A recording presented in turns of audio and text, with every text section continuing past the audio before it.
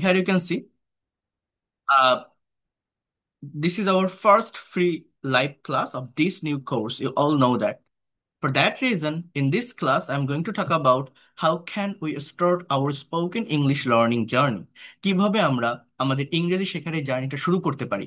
এই ল্যাঙ্গুয়েজটা শিখতে গেলে মূলত আমাদের কোন বিষয়গুলো সম্পর্কে কনসেপ্ট বা ধারণা রাখতে হবে। ঠিক কোন বিষয়গুলো ভালোভাবে জানা থাকলে বা পড়া থাকলে আমরা দ্রুত বা ডে বাই ডে ল্যাঙ্গুয়েজটাকে ডেভেলপ করতে পারবো। আমি আবারও বলছি, আমরা ইংলিশ ল্যাঙ্গুয়েজটা পারি না, এর মেইন রিজন হচ্ছে আমরা ইন্ডেক্সটা বুঝি না, আমরা সিকোয়েন্স মেনটেন করতে পারি না। অর্থাৎ ইংলিশ ল্যাঙ্গুয়েজ একটা চেইন অফ কমান্ড মেনটেন করে। আর যেটা আগেও বললাম, আপনি যদি ওয়ার্ড না পারেন আপনি সেন্টেন্স পারবেন না, সেন্টেন্স না পারলে টেন্স পারবেন না, টেন্স না পারলে ভয়েস পারবেন না। তো এই ল্যাঙ্গুয়েজটা কিভাবে একটার সাথে আরেকটা কানেক্টেড, প্রত্যেকটা টপিক এটা আপনাকে বুঝতে হবে। অর্থাৎ ল্যাঙ্গুয়েজটা শিখতে গেলে আগে আপনাকে এই জায়গায় আসতে হবে, আমি কোন জায়গা থেকে শুরু করব, কোথায় শেষ করব, এই ভাষার ভিতরে ঠিক কি আছে, ঠিক কতটুকু আমাকে পড়তে হবে। এই সিকোয়েন্সটা মেনটেন না করতে পারলে বিভিন্ন জায়গা থেকে দেখতে থাকলে, শিখতে থাকলে, পড়তে থাকলে আপনি শিখবেন, আপনার দিন মাস বছর যেতে থাকবে, আপনাকেও শিখে যেতে হবে, শেষ নামাতে পারবেন না। এই জন্য আমি এই যে ধারাবাহিক ফ্রি ফ্রি ক্লাসগুলো নিচ্ছি, প্রত্যেকটা ক্লাসের সঙ্গে প্রত্যেকটা ক্লাসের একটা কানেকশন আপনি বুঝতে পারবেন। তো এই এই ধারাবাহিকতা মেনটেন করে যদি আপনি এগোতে পারেন, আশা করি দ্রুত ল্যাঙ্গুয়েজটা ডেভেলপ করা যায়। তো যেহেতু আজকে আমাদের ফার্স্ট ফ্রি ক্লাস, অনেক নতুন স্টুডেন্টস এখানে এসেছেন, আমি এটাই প্রথমে বোঝানোর চেষ্টা করব ল্যাঙ্গুয়েজটা আমরা কিভাবে শিখবো, এই ল্যাঙ্গুয়েজের ভিতর কি কি আছে, ঠিক কোন বিষয়গুলো সম্পর্কে ভালো কনসেপ্ট বা ধারণা থাকলে আমি দ্রুত ল্যাঙ্গুয়েজটা ডেভেলপ করতে পারবো, এবং অ্যাকচুয়ালি এই বিষয়গুলো কাজে লাগে কিনা প্র্যাকটিক্যালি দেখিয়ে দিব। এছাড়া যারা ইংলিশে মোটামুটি মনে করেন যে আমি গ্রামার বুঝি, আমি মোটামুটি লিখতেও পারি বা রিডিং পড়তে পারি, বাট যখনই কথা বলতে যাই আমি পারি না, আমি স্পিকিং করতে পারি না, can not speak in English fluently. অর্থাৎ ইংলিশে একটা প্রেজেন্টেশন যারা দিতে পারেন না, যারা ফ্লুয়েন্টলি স্পিকিং করতে পারেন না, কথা বলতে গেলে যারা একটা সেন্টেন্স বলে আটকে যান, ওয়ার্ড ব্রেনে আসে না, যারা tense, modal, semi modal, passive voice এই ফাংশনগুলো ঠিক রাখতে পারেন না, সাবজেক্টের পর ভার্বের সঠিক ব্যবহারটা যারা বুঝতে পারেন না, এটা কিভাবে কারেক্ট করা যায়, অর্থাৎ ফ্লুয়েন্টলি স্পিকিং কিভাবে করা যায় কোনো গ্রামাটিক্যাল মিস্টেক ছাড়া, এইটা আমি আপনাদেরকে দেখাবো। আপনারা লাস্ট পর্যন্ত থাকলে প্রত্যেকটা বিষয় ইন ডিটেলসে দেখতে পারবেন। তো আমি শুরু করি। আপনারা আজ, if is it possible please take a pen and paper with you, যদি সম্ভব হয় একটা খাতা কলম নেন আপনার সঙ্গে, বিষয়গুলো একটু নোট করার ট্রাই করবেন। আর ক্লাস শেষে আমি record class plus PDF file আপনাদেরকে আমি প্রোভাইড করব। আচ্ছা, তো দেখেন, একটু বোঝার চেষ্টা করেন। প্রথমত একটা হেডলাইন দিবেন, how can we start our spoken English learning journey. কিভাবে আমরা আমাদের ইংরেজি শেখার এই জার্নিটা শুরু করতে পারি। আমি ডিরেক্টলি প্র্যাকটিক্যাল জায়গায় চলে যাব। এই জায়গাটা নিয়ে আমি আগেও কথা বলেছি, অনেকে এই সেশনটা দেখেছেন, এই জন্য আমি এখানে খুব বেশি সময় দিব না, তারপরেও যতটুকু প্রয়োজন আমি দেখাচ্ছি। তো দেখেন, এখানে বলছে, for learning English language as a foreigner we have to follow some strategy, we have to do some plan, that is from where will you start our journey and what will you study firstly, how can we improve gradually and day by day. Those questions will be circling in your mind, so in this class I'll give you some tips so that you can understand about all the process of learning English easily, কিভাবে English ল্যাঙ্গুয়েজটা practically শেখা যায়। এই জায়গাটিতে আমি আপনাদের সঙ্গে 7টি point নিয়ে আলোচনা করব, এবং আপনার যদি এই 7টি পয়েন্ট সম্পর্কে ক্লিয়ার কনসেপ্ট থাকে, আমি আপনাকে এতটুকু অ্যাসিওর করতে পারি, ইংলিশ ল্যাঙ্গুয়েজ শেখার জন্য এর বাইরে আপনার আর কোনো কিছু জানতে হবে না। Whatever you think in Bengali, you will be able to speak in English. I will talk about 7 points in front of you, and if you have clear concept about these 7 points, you will be expert and fluent in English within a very short time. How can you do it? First of all, এখানে ডিটেলসে সবকিছু লেখা আছে, but আমি ডিটেলসে বলবো না। আমি শর্টে আপনাদের 7টি পয়েন্ট, এখানে সবগুলো দেওয়া আছে এবং 7টি পয়েন্ট কেন লাগবে সেটাও বলা আছে, বাট আমি ডিরেক্ট জায়গায় চলে যাব। কারণ আপনাদের এই ক্লাসটি অলরেডি 9টা 23 বাজে, আমার এই ক্লাসটি শেষ করে আমার আরেকটা ক্লাস আছে পেইড কোর্সের 10 সাড়ে 10টার দিকে, তার ভিতর আমার শেষ করতে হবে। তো আমি ডিরেক্টলি যে জায়গাটাতে যাব, প্রথমত আপনারা একটা হেডলাইন দেন, how can you start our spoken English learning journey. এই ল্যাঙ্গুয়েজটা আমরা কিভাবে শুরু করতে পারি, কিভাবে শিখতে পারি, কোন বিষয়গুলো প্রয়োজন ভাষাটা শেখার জন্য।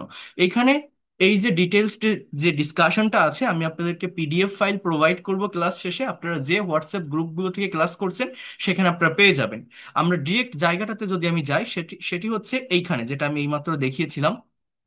প্রথমত, ল্যাঙ্গুয়েজটা ডেভেলপ করার জন্য আমাদের 7টি পয়েন্ট সম্পর্কে ক্লিয়ার একটা কনসেপ্ট বা ধারণা রাখতে হবে। এই 7টি পয়েন্ট হচ্ছে, দেখেন, একটু বোঝার চেষ্টা করেন এই যে জায়গাটা, how to start learning English. Point number one, you have to know about sentence. আপনারা একটু নোট ডাউন করবেন খাতায়।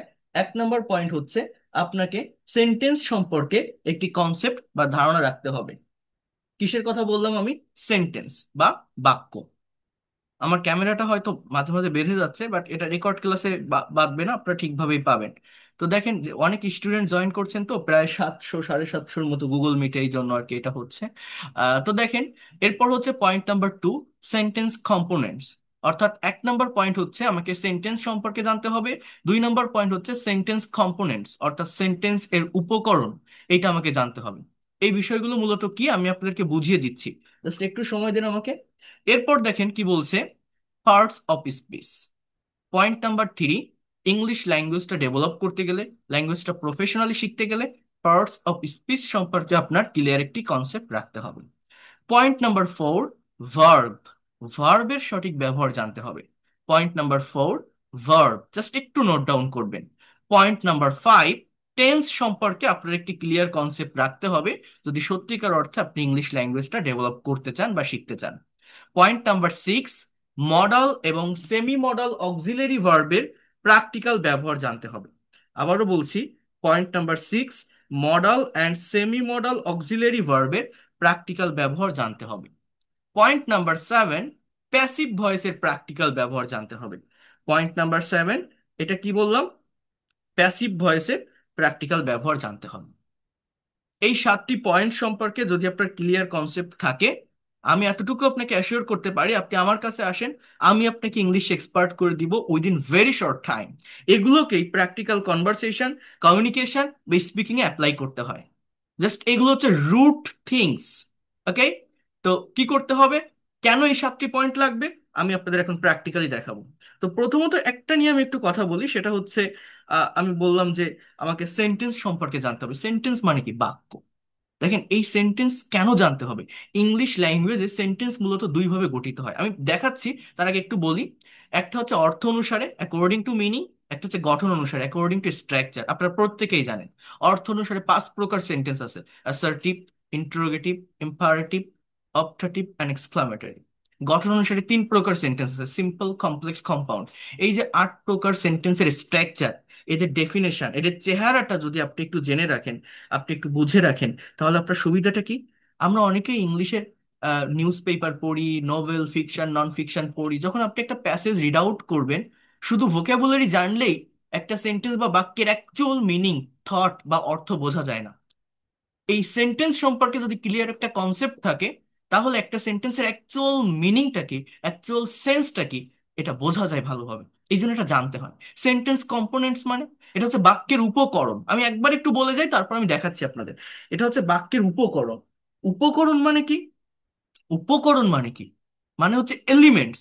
অর্থাৎ একটা বাক্য তৈরি করতে গেলে আমাদের কি লাগে, অর্থাৎ which one is subject, which one is verb, which one is object, which one is complement, complement জিনিসটা কি, অবজেক্ট কি, অ্যাডভার্বিয়াল ফ্রেজটা কি, এগুলো কিভাবে আসে, এটা আপনাকে জানতে হবে। এই কম্পোনেন্ট অফ সেন্টেন্স সম্পর্কে কনসেপ্ট বা ধারণা থাকলে আপনার বেনিফিটটা হচ্ছে একটা সেন্টেন্সকে নিজের মতো করে ক্রিয়েট করা যায়, নিজের মতো করে অর্গানাইজ করা যায়। একটা সেন্টেন্স বা বাক্যের ভিতর এক্সট্রা ইনফরমেশন অ্যাড করা যায়। একটা সেন্টেন্স বা বাক্যকে অনেক ভালোভাবে মডিফাই করা যায়। কিসের সম্পর্কে ধারণা থাকলে? Component of sentence. এরপর আছে পার্টস অফ স্পিচ। এটা কি? সহজভাবে বলতে গেলে আমরা অনেকেই মনে করি যে পার্টস অফ স্পিচ হচ্ছে কি, ইংলিশ ল্যাঙ্গুয়েজে 8 প্রকার পার্টস অফ স্পিচ আছে: noun, pronoun, adjective, verb, adverb, preposition, conjunction, interjection. আমরা প্রত্যেকে এটাই জানি, তাই না? কিন্তু এই জিনিসগুলো মূলত কি? দেখেন, পার্টস অফ স্পিচ মানে স্পিচের পার্ট। স্পিচ মানে কি? কথা, বাক্য। এই যে মুখ দিয়ে আমি যে কথাটা বের করছি, মনে করেন আমরা যখন একটা সেন্টেন্স বা বাক্য তৈরি করি, একটা বাক্যের ডেফিনেশন কি বলেন তো? একটা বাক্যের ডেফিনেশন হচ্ছে কতগুলো ওয়ার্ড বা শব্দ পাশাপাশি বসে যখন মনের ভাবটা ক্লিয়ারলি প্রকাশ করে, তাকেই মূলত সেন্টেন্স বা বাক্য বলে। Just একটু টাইম দেন, আমি দেখাচ্ছি। একটা মিনিট,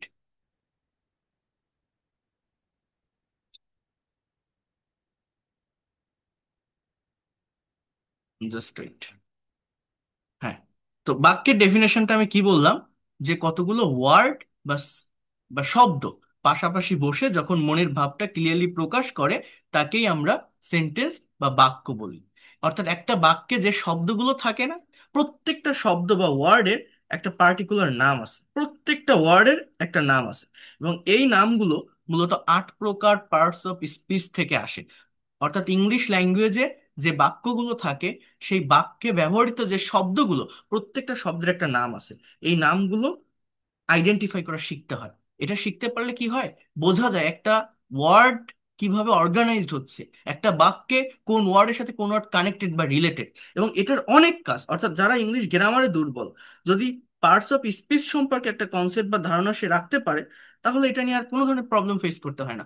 পার্টস অফ স্পিচটা জানতে হয়। তাহলে ইংলিশ ল্যাঙ্গুয়েজের একটা, মানে এই পার্টস অফ স্পিচকে ইংলিশ ল্যাঙ্গুয়েজের একটা ভিত্তি বা ফাউন্ডেশন বলা হয়। এটা কতটা ইম্পর্টেন্ট বা কতটা গুরুত্বপূর্ণ আমি আগামীকালকের ক্লাসে আপনাদেরকে দেখাবো ইন ডিটেইলসে। আগামীকালকের ক্লাসে এই পার্টস অফ স্পিচের ফাংশনটা আমি দেখাবো। আচ্ছা, এরপরে যেটা এরপর যেটা আমি বলবো সেটা হচ্ছে ভার্ব। ভার্ব সম্পর্কে কনসেপ্ট রাখতে হবে। কেন রাখতে হবে আমি এটা প্র্যাকটিক্যালি দেখিয়ে দিচ্ছি। টেন্স জানতে হবে, মডাল এবং সেমি মডাল আর প্যাসিভ ভয়েস। এখন আসেন আমরা যদি প্র্যাকটিক্যাল জায়গাটা নিয়ে আলোচনা করি। আমি যদি আপনাদেরকে প্র্যাকটিক্যাল জায়গাটা একটু দেখাই, একটু বলি, আপনারা সহজে বিষয়গুলোকে নিতে পারবেন বা বুঝতে পারবেন। দেখেন প্র্যাকটিক্যাল জায়গাটা কি। মনে রাখবেন, আমি একটা ব্ল্যাঙ্ক পেজে আসি, তাহলে আপনাদের বোঝাতে সহজ হবে। Just wait a minute. হ্যাঁ, ইউ ক্যান সি। ইংলিশে যে কোনো একটা সেন্টেন্স বা বাক্য যারা একদমই দুর্বল, খুব ভালোভাবে বোঝার চেষ্টা করবেন, প্রত্যেকটা বিষয় ভালোভাবে নেওয়ার চেষ্টা করবেন। দেখেন, ইংলিশে যে কোনো সেন্টেন্স বা বাক্য তৈরি করতে গেলে আমাদের একটা পার্টিকুলার স্ট্রাকচার মেনটেন করতে হয়। আবারও বলছি, আমি এখন একটি স্ট্রাকচার লিখব। এই স্ট্রাকচারটি ব্যবহার করে প্রায় 90% ইংলিশ সেন্টেন্স তৈরি করা হয়। প্রায় 90%। কি সেটা? For making any kinds of English sentence there is a particular structure. The structure is, first of all, you need a subject. প্রথমত একটা সাবজেক্টের প্রয়োজন। একটা সেন্টেন্স বা বাক্য তৈরি করতে গেলে সাবজেক্টের প্রয়োজন হয়। In the place of subject you have to use noun আর প্রোনাউন। সাবজেক্টের জায়গায় নাউন অথবা প্রোনাউন বসে। এগুলো কি? Parts of speech. আমি এটা আগামী ক্লাসে বলবো, আজকে জাস্ট যেটা দেখাচ্ছে সেটা দেখেন। After the subject you have to put verb. সাবজেক্টের পর আপনাকে ভার্বের ব্যবহার করতে হবে। Then extension. আমরা বলি যে একটা সেন্টেন্স বা বাক্যের স্ট্রাকচার হচ্ছে subject plus verb plus object. But না, আপনারা মনে রাখেন, subject plus verb plus object না, subject plus verb plus extension. আবারও বলছি, এক্সটেনশন। কারণ এই জায়গাটাতে আমাদের অবজেক্ট বসতে পারে, অথবা কমপ্লিমেন্টের ব্যবহার হতে পারে, অথবা অ্যাডভার্বিয়ালস এর ব্যবহার হতে পারে। আবারও বলছি, অবজেক্ট, কমপ্লিমেন্ট অথবা অ্যাডভার্বিয়ালস এর ব্যবহার এই জায়গাটাতে আমাদের হতে পারে। তো একটু বোঝার চেষ্টা করেন। এই যে স্ট্রাকচারটি লিখলাম, প্রায় 90% ইংলিশ সেন্টেন্স এই স্ট্রাকচার মেনটেন করে তৈরি হয়। আরেকটা স্ট্রাকচার আছে, সেটা হচ্ছে 10% সেন্টেন্স এই স্ট্রাকচারটা মেনটেন করে তৈরি হয়। ইট বা there plus verb plus subject plus extension. তো এটা একটা পার্টিকুলার জায়গায় ব্যবহৃত হয়। এই দেয়ার বা ইটের উপর একটা আলাদা ক্লাসই আছে আমার, আমি এটা দেখাবো পরে যে কোনো ক্লাসে। এইটা হচ্ছে একটা স্ট্রাকচার, আর এইটা মানে মূলত এই দুইটা স্ট্রাকচার মেনটেন করেই ইংলিশের যে কোনো সেন্টেন্স বা বাক্য তৈরি করা হয়। তো আমি এখন আপনাদেরকে, এটা আমি স্কিপ করে যাই, মেইন যেটা সেটা দেখাচ্ছি। প্রায় 90% ইংলিশ সেন্টেন্স এই স্ট্রাকচারটি তৈরি করে হয়। তো বোঝার চেষ্টা করেন, সাবজেক্ট। সাবজেক্ট কি? সহজ কথায় বলতে গেলে, একটা কাজ যখন করা হয়, একটা কথা যখন বলা হয়, কেউ তো একজন করে, কেউ তো একজন বলে। অর্থাৎ একটা বাক্যের সাবজেক্ট কি হতে পারে? সাবজেক্ট হতে পারে আই, অর্থাৎ আমি, উই, আমরা, ইউ, তুমি। বোঝার চেষ্টা করেন। হি, হি মানে কি? সে। দে মানে কি? তারা। হ্যাঁ, রহিম। তো এরকম ভাবে করিম। এইভাবে নাউন বা প্রোনাউন, অর্থাৎ একটা কথা যখন বলা হয়, একটা কাজ যখন করা হয়, কেউ তো একজন করবে, কেউ তো একজন বলবে। একটা বাক্যের সাবজেক্ট হতে পারে I, we, you, he, she, they, it. এইগুলোই মূলত একটা সেন্টেন্স বা বাক্যের সাবজেক্ট হয়ে থাকে, তাই না? এইবার মনে রাখেন, সাবজেক্টের পরেই যে কোনো ইংলিশ সেন্টেন্স তৈরি করতে গেলে সাবজেক্টের পরেই আমাদের ভার্বের ব্যবহার করতে হয়। কিসের ব্যবহারের কথা বললাম? ভার্বের ব্যবহার করতে হয়। খুবই ভালোভাবে বোঝার চেষ্টা করেন। ভার্ব কি? Verb is a word that denotes being, having or doing something. Verb হচ্ছে এমন একটি শব্দ যা কোনো কিছু করা, হওয়া, থাকা, খাওয়া, চলা, বলা, লেখা এগুলো বোঝায়। এইখানে একটা বিষয় হচ্ছে, hour mother tongue is Bangla, right? আমাদের মাতৃভাষা বাংলা। আপনি যখন ইংলিশে কিছু লিখতে যাবেন বা বলতে যাবেন প্রাইমারি লেভেলে, আপনি ভেবে দেখবেন আপনার ব্রেইনে কিন্তু আগে বাংলাটা চলে আসে। That is a psychological things. Then সেটাকে চেঞ্জ করে, কনভার্ট করে আপনি ইংলিশে লেখার বা বলার চেষ্টা করেন। এখন বাংলা ল্যাঙ্গুয়েজের যে স্ট্রাকচার, তার সাথে কিন্তু ইংলিশের স্ট্রাকচারের মিল নাই। ইংলিশ ল্যাঙ্গুয়েজে সাবজেক্টের পরেই ভার্ব বসে, বাট বাংলায় ভার্বটা লাস্টে থাকে। ভার্বটা লাস্টে থাকে। বাংলায় সাবজেক্টের পর অবজেক্ট বা অ্যাডভার্ব এগুলো বসে, ভার্ব লাস্টে থাকে। এ কারণেই যখন আমরা ইংলিশে কথা বলতে যাই বাংলায় ভেবে, আমরা পারি না, আমরা গুলিয়ে ফেলি, একটা ওয়ার্ড বলে আর এগোতে পারি না। কারণ আমরা বুঝি না যে ইংলিশ ল্যাঙ্গুয়েজে সাবজেক্টের পরে আমাকে ভার্ব ইউজ করতে হবে এবং এই ভার্বটা সঠিক টেন্স মেনটেন করে ইউজ করতে হয়। আমার কথাটা বোঝেন? এইটা হচ্ছে সব থেকে বড় একটা ব্যারিয়ার বা বাধা বাংলা এবং ইংলিশ ল্যাঙ্গুয়েজের ভিতর। এই ডিফারেন্সটার কারণেই আমাদের এত রুলস, এত স্ট্রাকচার, এত বেশি টেন্স প্র্যাকটিস করতে হয়।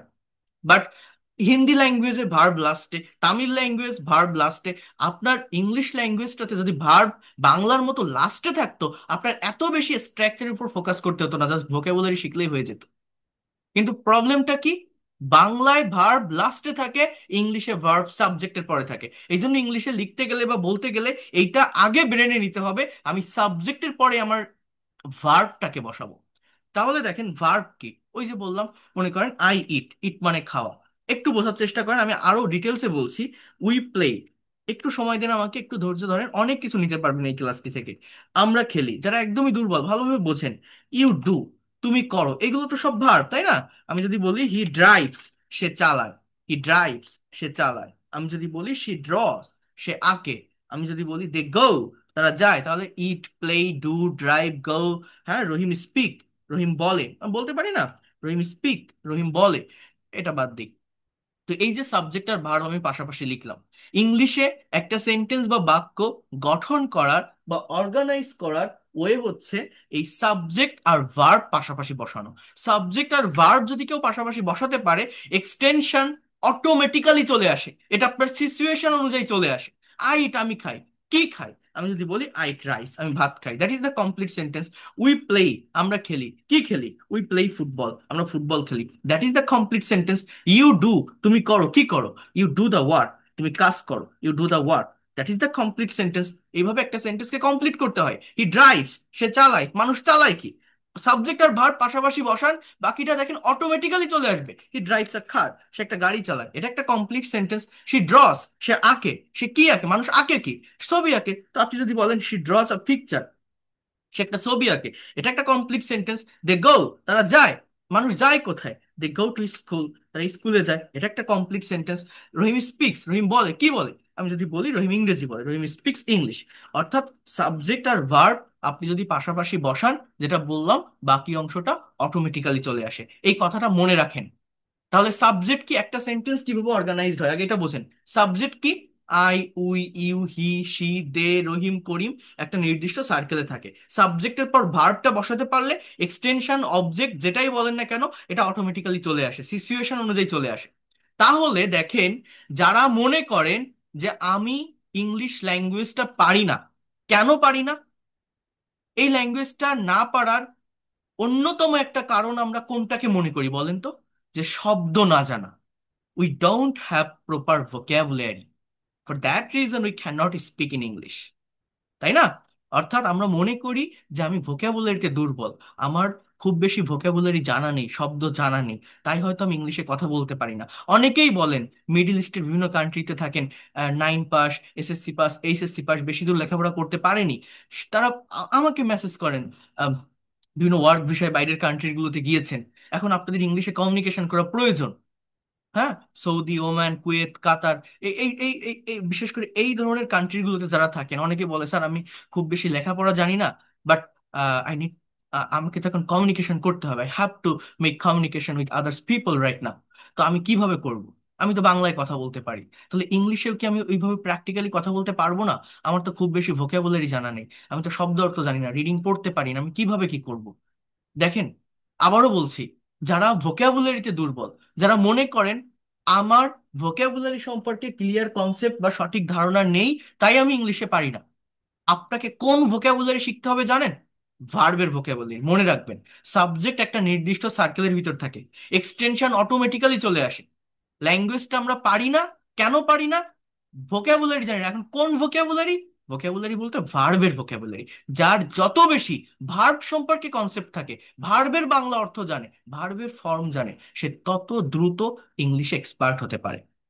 মনে করেন একটা বাংলা বললাম, আমি গাছ থেকে পেয়ারা পারবো। দেখেন, আমি ইংরেজি কি? আই। গাছ ইংরেজি কি? ট্রি। পেয়ারা ইংরেজি কি? গুয়াভা।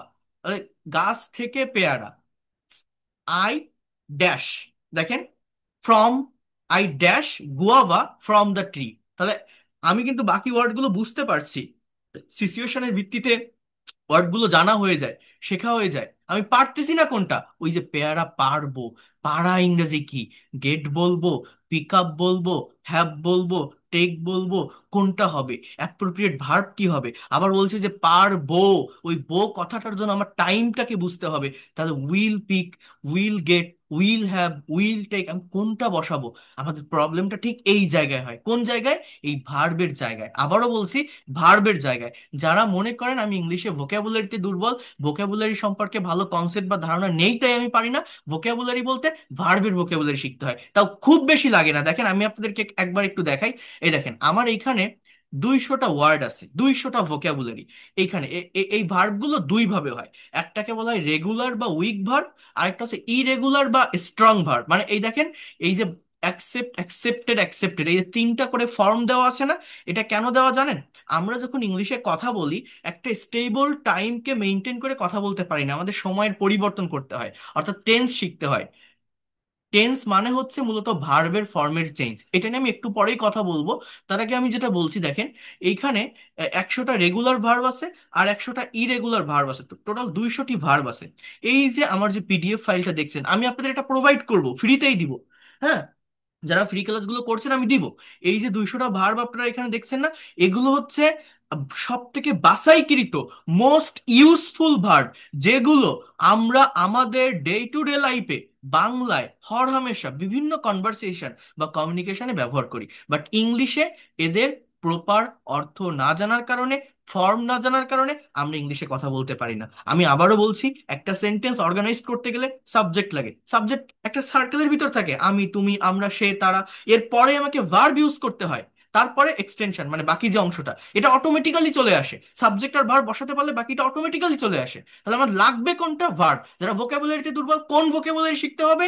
Verb related vocabulary. তো এইখানে আমার যে 200টা ভোকাবুলারি আছে, কার যদি অ্যাটলিস্ট এই 200টা ওয়ার্ডও জানা থাকে, এই দেখেন 100টা ইরেগুলার ভার্ব, অর্থাৎ টোটাল 200টা। আমি এতটুকু আপনাকে অ্যাসিওর করতে পারি, whatever you think in Bengali, you will be able to speak in English. এর বেশি কিছু লাগে না। বাকি যে বিষয়টা লাগে, অনেকে বলবে 1200 ভোকাবুলারি লাগবে, 4000 ভোকাবুলারি শিখতে হবে। যাই হোক না কেন, এগুলো প্র্যাকটিক্যাল প্র্যাকটিসের মাধ্যমে, প্র্যাকটিক্যালি কনভারসেশন বা কমিউনিকেশন করার মাধ্যমে অটোমেটিক্যালি আপনার আয়ত্তে এসে যাবে। বাকি যে ভোকাবুলারি গুলো থাকবে, মেইনলি শিখতে হবে, মেইনলি জানতে হবে এই ভার্বগুলো, ভার্বের অর্থ, ভার্বের ফর্ম। এবং এইখানে মোস্ট ইউজফুল 200 ভার্ব আছে, যেটা আমরা আমাদের বাংলায় ব্যবহার করি, বাট ইংলিশে আমরা পারি না, প্র্যাকটিস না থাকার কারণে। এবং এইটা আমি আপনাদেরকে করাবো, আমি আপনাদেরকে দেখাবো। তো বোঝার চেষ্টা করেন। আমি তাহলে কি বললাম? যারা ভোকাবুলারিতে দুর্বল, আমাকে ভার্বের ভোকাবুলারি জানতে হবে, ভার্ব সম্পর্কে কনসেপ্ট রাখতে হবে। এরপর দেখেন, একটু বোঝার চেষ্টা করেন। আই ট্রাইস, আমি ভাত খাই। উই প্লে ফুটবল, আমরা ফুটবল খেলি। ইউ ডু দ্য ওয়ার্ক, তুমি কাজ করো। হি ড্রাইভস আ কার, সে একটা গাড়ি চালায়। এই বাক্যগুলোর বাংলা অর্থ তো এইরকম, তাই না? কিন্তু দেখেন, আমরা কি সারা জীবন এতটুকু সেন্টেন্স তৈরি করে বসে থাকবো? আমরা সব দিন ইংলিশে এইভাবেই সেন্টেন্স তৈরি করি, প্র্যাকটিস করি। আমরা যখন স্পোকেন ইংলিশ প্র্যাকটিস করি, অনেকেই আছেন বিভিন্ন জায়গায় ইংলিশের পেইড কোর্স করেন, করেন না? অফলাইন হোক অনলাইন হোক। I eat rice, I don't eat rice, do I eat rice, don't I eat rice. এইভাবে আমরা প্র্যাকটিস করি না? কিন্তু আমরা কি সারা জীবন এতটুকুর ভিতর সীমাবদ্ধ থাকবো? আমরা অনেকেই স্পিকিং করতে গেলে বা ফ্রি হ্যান্ডে কিছু লিখতে গেলে ছোট ছোট সেন্টেন্স বলে থেমে যাই, একটা সেন্টেন্সকে বড় করতে পারি না, একটা সেন্টেন্স বা বাক্যের ভিতরে এক্সট্রা ইনফরমেশন অ্যাড করতে পারি না। কিভাবে একটা সেন্টেন্স বা বাক্যকে বড় করতে হয় জানেন? এর ওয়েটা কি? আপনি বাংলায় যাই ভাবেন, সেটাই আপনি ইংলিশে লিখবেন, সেটাই আপনি ইংলিশে বলবেন। তার জন্য একটা স্ট্র্যাটেজি আছে, একটা টেকনিক আছে, আমি আপনাদের আগেও দেখিয়েছি। খুব বেশি দেখাবো না, অল্প একটু আজকে দেখাই। আমাদের অনেক কিছু আলোচনা করতে হবে, আমার হাতে সময় খুব বেশি নেই।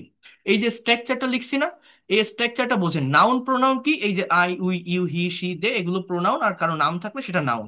এটা আপনারা বুঝলেন। এরপরে ভার্ব, ভার্ব এগুলো আপনারা দেখতে পাচ্ছেন। এরপর দেখেন এই যে এক্সটেনশনে এই যে অবজেক্টটা লিখছি না, এই অবজেক্টটা কি আমাকে চিনতে হবে। অবজেক্ট কাকে বলে জানেন? একটু বোঝেন। অবজেক্ট হচ্ছে কোনো বাক্যের ভার্বকে, আবারও বলছি, কোনো বাক্যের ভার্বকে হোয়াট এবং হুম, অর্থাৎ কি অথবা কাকে দ্বারা প্রশ্ন করলে যে উত্তর পাওয়া যায় তাকে অবজেক্ট বলে। মনে রাখবেন, অবজেক্ট হচ্ছে দুই প্রকার, একটা ডাইরেক্ট অবজেক্ট বা বস্তুবাচক, একটা ইনডাইরেক্ট বা ব্যক্তিবাচক। তাহলে আমি খাই, কি খাই, ভাত খাই, এটা আমার অবজেক্ট। কি খেলি, ফুটবল খেলি। কিন্তু দেখেন দে গো, তারা যায়, এই গোটাকে আপনি প্রশ্ন করেন তো, কি যায়, কাকে যায়, কোনো উত্তর আসে? কোনো উত্তর মিলাতে পারেন? দেখেন হয় না। আপনি যদি বলেন কোথায় যায়, তাহলে হবে স্কুলে যায়। অর্থাৎ এই যে টু স্কুল, এটা কিন্তু কোনো অবজেক্ট না। এটা আমাকে বুঝতে হবে, এটা শিখতে হবে। কেন জানেন? যেমন এই দে গো টু স্কুল, এই বাক্যটা কেউ যদি আপনাকে দিয়ে বলে এটার প্যাসিভ ভয়েস করো তো, আপনি করতে পারবেন না। যে বাক্যে অবজেক্ট থাকে না তার কখনো প্যাসিভ করা যায় না।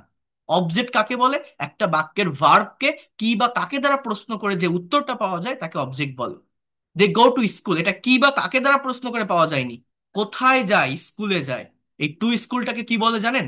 Adverb, adverbial phrase, adverb of place, জায়গাকে ইন্ডিকেট করে। এই দেখেন, আমি আপনাদেরকে বলি এই কমপ্লিমেন্ট জিনিসটা কি, আমি বলছি কমপ্লিমেন্ট মানে পরিপূরক। এটা কিভাবে হয় বলছি।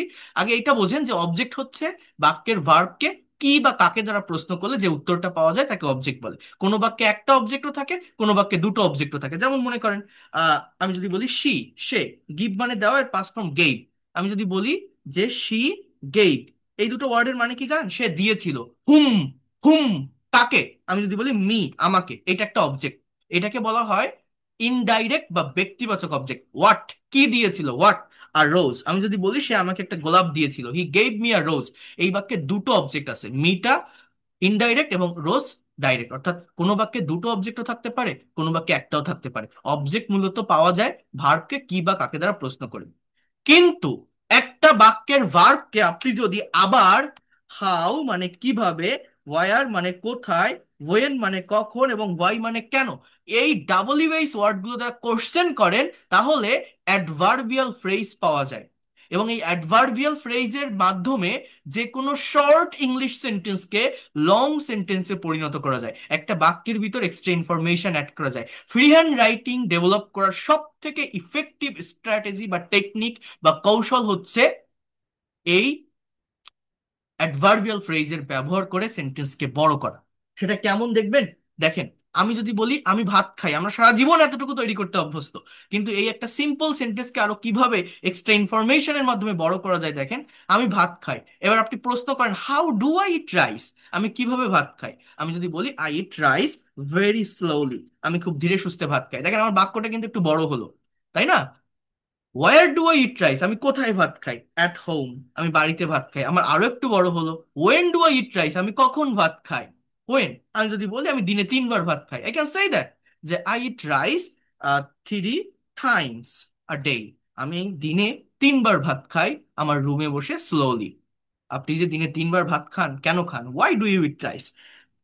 গেট মানে পাওয়া, টু গেট মানে পেতে, টু প্লাস বিয়ন্ড, এটাকে ইনফিনিটিভ বলে।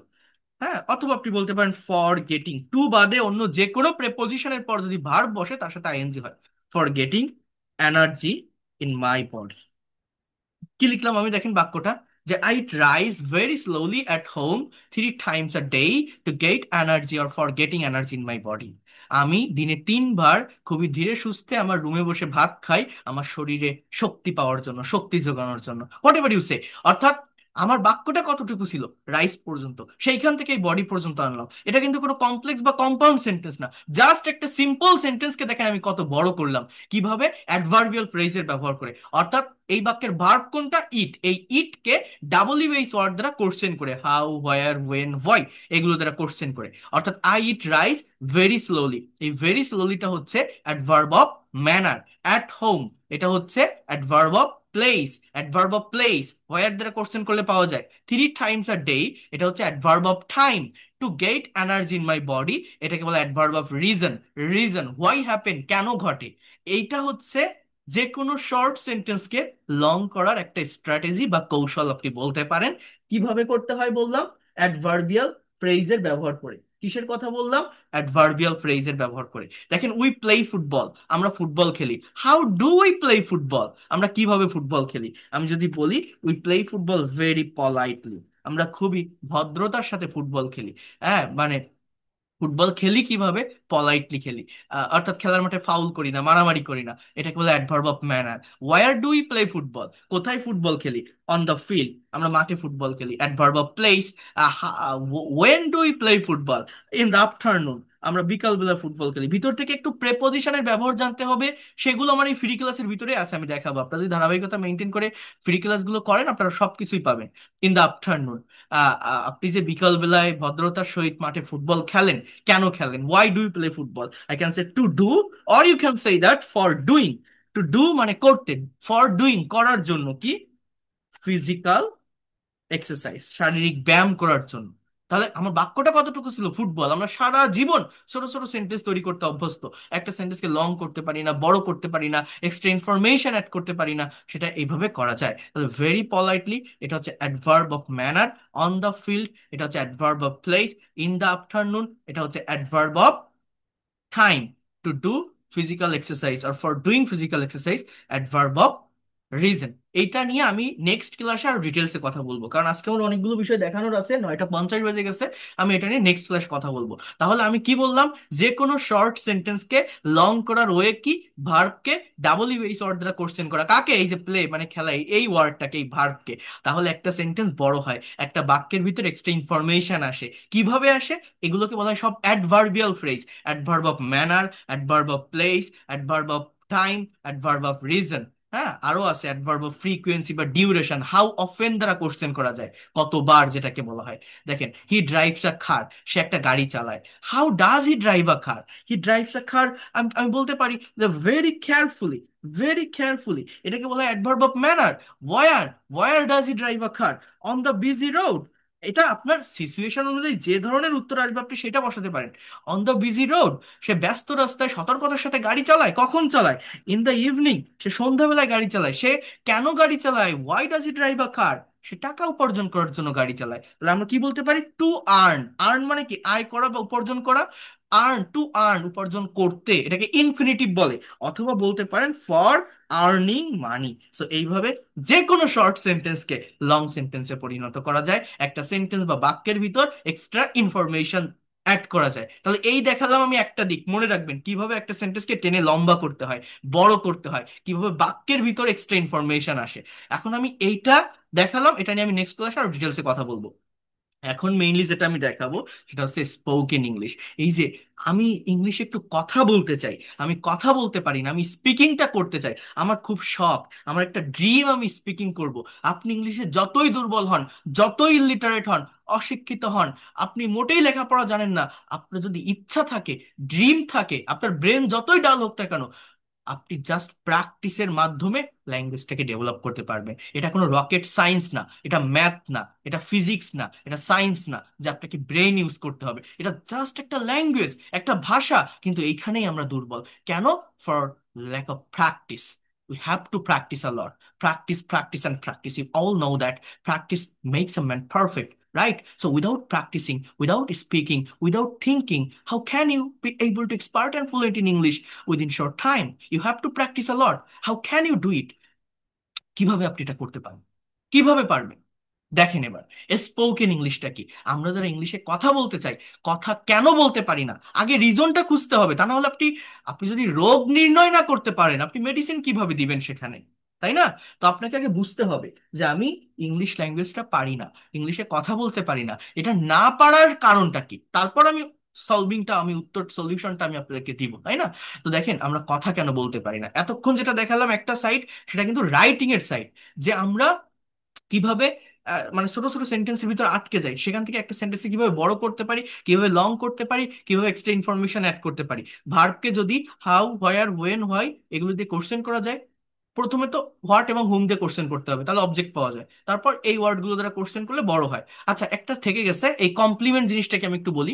কমপ্লিমেন্ট মানে হচ্ছে পরিপূরক। মনে রাখবেন, কোনো বাক্যে যদি অ্যাম, ইজ আর ওয়াজ ওয়্যার মানে বি ভার্ব গুলো মেইন ভার্ব হিসাবে বসে, তাকেই মূলত কমপ্লিমেন্ট যুক্ত সেন্টেন্স বলে। কেমন সেটা দেখবেন। মনে করেন আমি যদি বলি হি ইজ আ ফার্মার, এই বাক্যটার বাংলা অর্থ হচ্ছে সে একজন কৃষক। অর্থাৎ যে লোকটা হি সেই ফার্মার, যে ফার্মার সেই হি। শি ইজ হ্যাপি, এখানে যে শি সেই হ্যাপি, যে হ্যাপি সেই শি। অর্থাৎ সাবজেক্টে যে থাকে ওই এক্সটেনশনও সেই ব্যক্তি বা বস্তু থাকে। Is, am, are, was, were, এগুলো মেইন ভার্ব হিসেবে থাকে। এইটাকেই মূলত কমপ্লিমেন্ট যুক্ত সেন্টেন্স বলে। এগুলোকে কখনো ওই হাউ, হোয়ার, হোয়েন দিয়ে বড় করা যায় না। এই সেন্টেন্স এইখানেই শেষ, এইখানেই ফুল স্টপ। দে আর প্লেয়ার্স, হ্যাঁ, তারা খেলোয়াড়। এখানে যারা দে তারাই প্লেয়ার, যারা প্লেয়ার তারাই দে। অর্থাৎ এইগুলোকে বলা হয় মূলত কমপ্লিমেন্ট। আমি এটা নিয়ে পরে আলোচনা করব। এখন যেটা আমি আপনাদেরকে দেখাবো সেটা হচ্ছে স্পোকেন ইংলিশটা কি।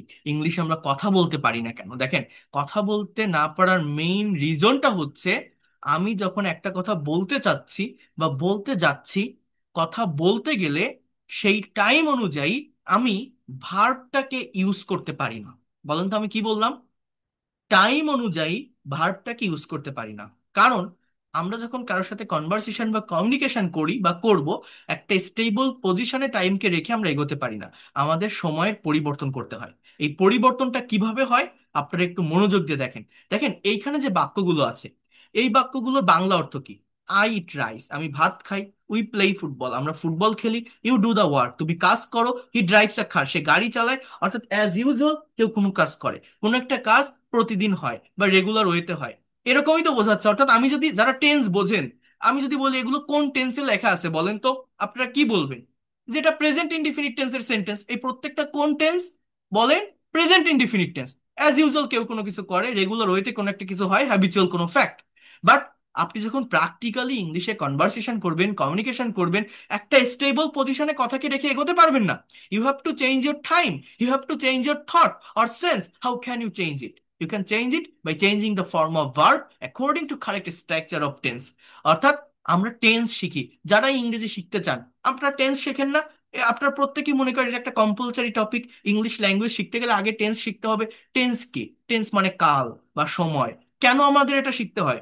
ওই যেটা বললাম, আমি যখন কথা বলবো এরকম একটা স্টেবল স্ট্রাকচারে রেখে এগোতে পারি না, সময়ের পরিবর্তন করতে হয়। কেমন সেটা আমি যদি আপনাদেরকে একটু বলি, একটা, মনে করেন আমি আগেও এটা দেখিয়েছি।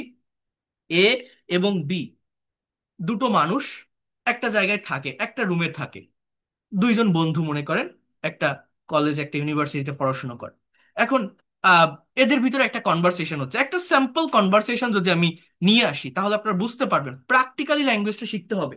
মনে করেন এ বি কে বলছে যে আপনি কি রাতে ভাত খেয়েছেন। মনে করেন এ বাইরে ছিল, বাসায় আসলো, বি বাসায় বসে আছে, দুটো মানুষ, দুটো ফ্রেন্ড। তো এ বি কে বলছে আপনি কি রাতে ভাত খেয়েছেন, সন্ধ্যাবেলায় গিয়েছিল, বাসায় এসে বলছে আপনি কি রাতে ভাত খেয়েছেন। ইংলিশটা কি হতে পারে বলেন তো? দেখেন এরকম হয় যে have you eaten rice at night, এটা হচ্ছে প্রেজেন্ট পারফেক্ট টেন্সের সেন্টেন্স, যে খেয়েছেন প্রেজেন্ট পারফেক্ট। সো বলছে যে have you eaten rice at night, আপনি কি রাতে ভাত খেয়েছেন। এবার বি উত্তর দিচ্ছে আমি খাইনি, I have not eaten rice. এবার বি আবার একে কোশ্চেন করছে যে আপনি তো এখন বাসায় আসছেন, সো আপনি কি এখন ভাত খাইতেছেন, আপনি কি এখন ভাত খাচ্ছেন, আপনি কি এখন ভাত খাচ্ছেন। এ আসছে, বি এই কথাটা বলছে যে are you eating rice now, are you eating rice now. এ বলছে আমি সকালে খেয়েছিলাম, আমি এখন আর খাবো না। এ কি বলছে? I ate rice in the morning, এটা হচ্ছে প্রেজেন্ট পাস্ট ইনডিফিনিট টেন্স। খেয়েছিলাম, বাংলাটা কি লাম। অর্থাৎ ইট, এইট, ইটেন। দেখেন আমরা অনেকেই জানি না এই জিনিসটা, যে ইট ভার্বের পাস্ট ফর্ম এইট। আমার একটা রিলেটিভস একটা পাবলিক ইউনিভার্সিটিতে ম্যানেজমেন্ট ডিপার্টমেন্টের ফার্স্ট বয়, তার সিজিপিএ 3.70। তাকে আমি একদিন এই বাক্যটা জিজ্ঞাসা করছিলাম যে সে ভাত খেয়েছিল এর ইংরেজিটা কি বলতো। সে বলতে পারেনি। সে বলে he eaten rice, he did eat rice, he was eat rice. অর্থাৎ ইটের পাস্ট ফর্ম যে এইট, এর যে একটা পাস্ট ফর্ম আছে এইট, এইটাই সে জানে না। এইখানে আপনারা 600 জন ক্লাস করছেন, অন্তত 300 জনই এটা জানে। এতটাই দুর্বল এটা। এটা সত্যি, এটা আমি প্র্যাকটিক্যাল এক্সপিরিয়েন্স থেকে বলছি। যে ভাত খেয়েছিলাম এটা বলতে পারি না, আমরা পারি না ভার্বের ফর্ম না জানার কারণে। So I ate rice in the morning, বলছে আমি সকালে ভাত খেয়েছিলাম, আমি এখন খাবো না। আই উইল নট ইট নাও, আমি এখন খাবো না। এখন দেখেন এই যে দুইজনের ভিতরে একটা প্র্যাকটিক্যাল কনভারসেশন তৈরি করলাম, এ এবং বি। এইখানে আমি কিন্তু একটা কমন ভার্ব ব্যবহার করছি, সেটা কি? ইট। ইট মানে কি? খাওয়া। কিন্তু এই কনভারসেশনে দেখেন, এই ইট কথাটাকে আমি কোথাও ইট রাখিনি। একবার দেখেন, কোথাও লিখছি EATEN, ইটেন। কোথাও লিখছি EATING, ইটিং। কোথাও লিখছি ATE, এইট। আবার কোথাও লিখছি উইল নট ইট বা উইল ইট। জাস্ট ইট কি কোথাও আছে? দেখেন তো আপনি। আমার ভার্ব হচ্ছে ইট, ইট মানে খাওয়া। কিন্তু সেই খাওয়া কথাটাকে আমি যখন একটা প্র্যাকটিক্যাল কনভারসেশনে নিয়ে গেলাম, একজন আরেকজনের সাথে যখন ওই ভার্বটাকে ইউজ করে কথা বলছে, সে বলছে eaten, eating, ate, will not eat. এটা কেন? এটা হয়েছে টাইমের পরিবর্তনের কারণে, কথার পরিবর্তনের কারণে, সময়ের পরিবর্তনের কারণে। তাহলে আমরা ইংলিশে কথা বলতে পারি না কেন? শব্দ অর্থ শিখে রাখলে হবে? না, টেন্স জানতে হবে, তাই মনে করি আমরা, তাই না? টেন্সটা মূলত কি? টেন্স কেন জানতে হবে? ওই যে যেটা বললাম, একটা প্র্যাকটিক্যাল কনভারসেশন বা কমিউনিকেশনে কখন একটা স্টেবল পজিশনে কথাকে রেখে এগোনো যায় না। When you are going to communicate with others people or foreigner, you need to change your time, you need to change your sense. How can you do it? Tense maintain করে আমরা একটা change করি। এই টেন্সটা মূলত কি জানেন? Tense হচ্ছে মূলত ভার্বের ফর্মেট চেঞ্জ। এক একটা টেন্সের স্ট্রাকচারে এক এক ধরনের ভার্ব বসে কথার কালের বা সময়ের পরিবর্তন হয়। আমরা ইংলিশে কথা বলতে পারি না কেন? আমি বাংলায় যে টাইমে কথাটাকে ভাবতেছি, ইংলিশে যে টাইমে কথাটা বলতে যাচ্ছি, সেই টাইম অনুযায়ী ইনস্ট্যান্টলি ভার্বের ফর্মটাকে আমরা ব্যবহার করতে পারি না। এইটাই ভুল হয়। এই কারণেই ইংলিশে আমরা দুর্বল, ইংলিশে আমরা এক্সপার্ট না, আমরা ইনস্ট্যান্টলি এটা নিয়ে আসতে পারি না। আমাদের মাতৃভাষা বাংলা, আমরা ইংলিশে কথা বলতে গেলে, একজনের সাথে কনভারসেশন করতে গেলে একটা টাইমের উপর কথা বলতে পারি না, বিভিন্ন টাইমে কথা বলতে হয়। এই বিভিন্ন টাইমে কথা বলার জন্য আমাকে সেই টাইম অনুযায়ী ভার্বের ফর্মের পরিবর্তন করতে হয়। এই টাইম অনুযায়ী ইনস্ট্যান্টলি আমাদের প্র্যাকটিক্যাল কনভারসেশন বা প্রেজেন্টেশনে ভার্বের ফর্মটাকে আমরা ইউজ করতে পারি না, ইনস্ট্যান্টলি আমরা নিতে পারি না। আমি যে টাইমে বলতে চাচ্ছি সেই টাইম অনুযায়ী, সেই টাইম মেনটেন করে ভার্বটাকে নিতে পারি না বলেই আমি ইংলিশে কথা বলতে পারি না, আমি দুর্বল। এই জায়গাটা যে কারেক্ট করতে পারবে সে ইংলিশে এক্সপার্ট। সাবজেক্টে মানে ভার্ব যে ঠিক রাখতে পারবে, এক্সটেনশন, অবজেক্ট, এখানে কোনো ভুল না, এগুলো অটোমেটিক্যালি চলে আসে, এটা সিচুয়েশন অনুযায়ী চলে আসে। আমাকে জানতে হবে কি, পারতে হবে কি? ভার্ব। তাহলে আমি দুইটা বিষয় বললাম। প্রথমে একটা বিষয় বললাম কিভাবে সেন্টেন্স বড় করতে হয়, ভার্বকে ডাবল বেস ওয়ার্ড দ্বারা কোশ্চেন করে। আরেকটা কি বললাম, যে স্পোকেন ইংলিশটা কি, আমি ইংলিশে কথা বলতে পারি না কেন? এই যে অনেকেই বলে আমি স্পোকেন ইংলিশ শিখতে চাই, ইংলিশের কোর্স করতে চাই। এই কোর্স হচ্ছে মূলত ভার্বের ফর্মের পরিবর্তন, ভার্বের সঠিক ব্যবহার। আমি যে টাইমে কথা বলতে যাচ্ছি সেই টাইম অনুযায়ী সঠিক ভার্বটাকে আমি ইনস্ট্যান্টলি আমার মুখে নিতে পারছি কিনা। এইটা যে পারে সে ইংলিশে এক্সপার্ট, যে পারে না সে দুর্বল। এইটা যে কারেক্ট করতে পারে সেই ফ্লুয়েন্ট হতে পারে। আমি কি আপনাদেরকে এই বিষয়টা বোঝাতে পারলাম? আমি কি ধরাই দিতে পারলাম যে ইংলিশে আমরা দুর্বল কেন, আমরা কথা বলতে পারি না কেন, কথা বলতে গেলে মেইনলি প্রবলেমটা কোথায় হয়, মেইনলি আমাদের ভুলটা কোথায় হয়ে থাকে? এতটুকু কি আপনারা অ্যাটলিস্ট বুঝতে পারছেন? একটুও কেউ আমাকে একটু বলবেন, একটু রেসপন্স করবেন, বুঝতে পারছেন কিনা এই জায়গাটা? জাস্ট একজন একটু বলেন তো, শোনা যায় আমার কথা? আমি কি, আমি কি আপনাদেরকে বোঝাতে পারলাম? জি স্যার, বুঝতে পারছি। এইটা হচ্ছে ধরা শিখতে হবে। এই, এইটা হচ্ছে জানতে হবে। এই জায়গাটা যারা কারেক্ট করতে পারবে, এই জায়গাটা যারা বুঝতে পারবে, এই জায়গাটা যারা ভালোভাবে নিতে পারে, তারা ইংলিশে এক্সপার্ট হতে পারে। সত্যি কথা বলতে এইটাই, এই ভাষায় আর কিছু নেই। বিশ্বাস করেন, আমরা নিজেরা এটাকে কঠিন মনে করি। কেন কঠিন মনে করি জানেন? আমরা নিজেরা জানি না যে এখানে কি আছে, আমরা কেন পারি না। আগে এটা ধরতে হবে। এই যে ভার্ব, এটা কিভাবে শিখবো? দেখেন, আমার তো হাতে সময় নেই বেশি। আমি আমাকে একটু টাইম দেন, আমি একটা নোটিশ দিয়ে দেই আমার ওই গ্রুপটাতে। আমি একটু পরে ওদের ক্লাসটা শুরু করব। আমি আর 30 মিনিট আপনাদের কাছ থেকে সময় নিব। আপনারা যদি মনে করেন আমি শিখতে পারতেছি, আমার ভালো লাগতেছে, কিছু জানতে পারতেছি, তাহলে লাস্ট পর্যন্ত থাকার চেষ্টা করবেন। আশা করি আপনি ব্যর্থ হবেন না, অনেক কিছু নিয়ে যেতে পারবেন। আমি যতটুকু পারি আমি শেষ করব আজকে, আর না পারলে আগামীকালকেও জাস্ট টাইম, অর্থাৎ আহ, আগামীকালও আপনাদের ক্লাসটা হচ্ছে, জাস্ট একটা মিনিট, আগামীকাল আপনাদের রাত 9টায় ক্লাস হবে। আপনারা জয়েন করলে আপনারা সবকিছু শিখতে পারবেন, নিতে পারবেন। একটু ওয়েট করেন, আমি একটা নোটিশ একটু ওদেরকে দিয়ে দিই। আর তারপর আমি আপনাদেরকে দেখাচ্ছি। আমার পেইড কোর্সের একটা বেসিক ক্লাস ছিল, তো আমি ওদের আর 30 মিনিট পর ক্লাস নেব। একটা মিনিট একটু টাইম দেন।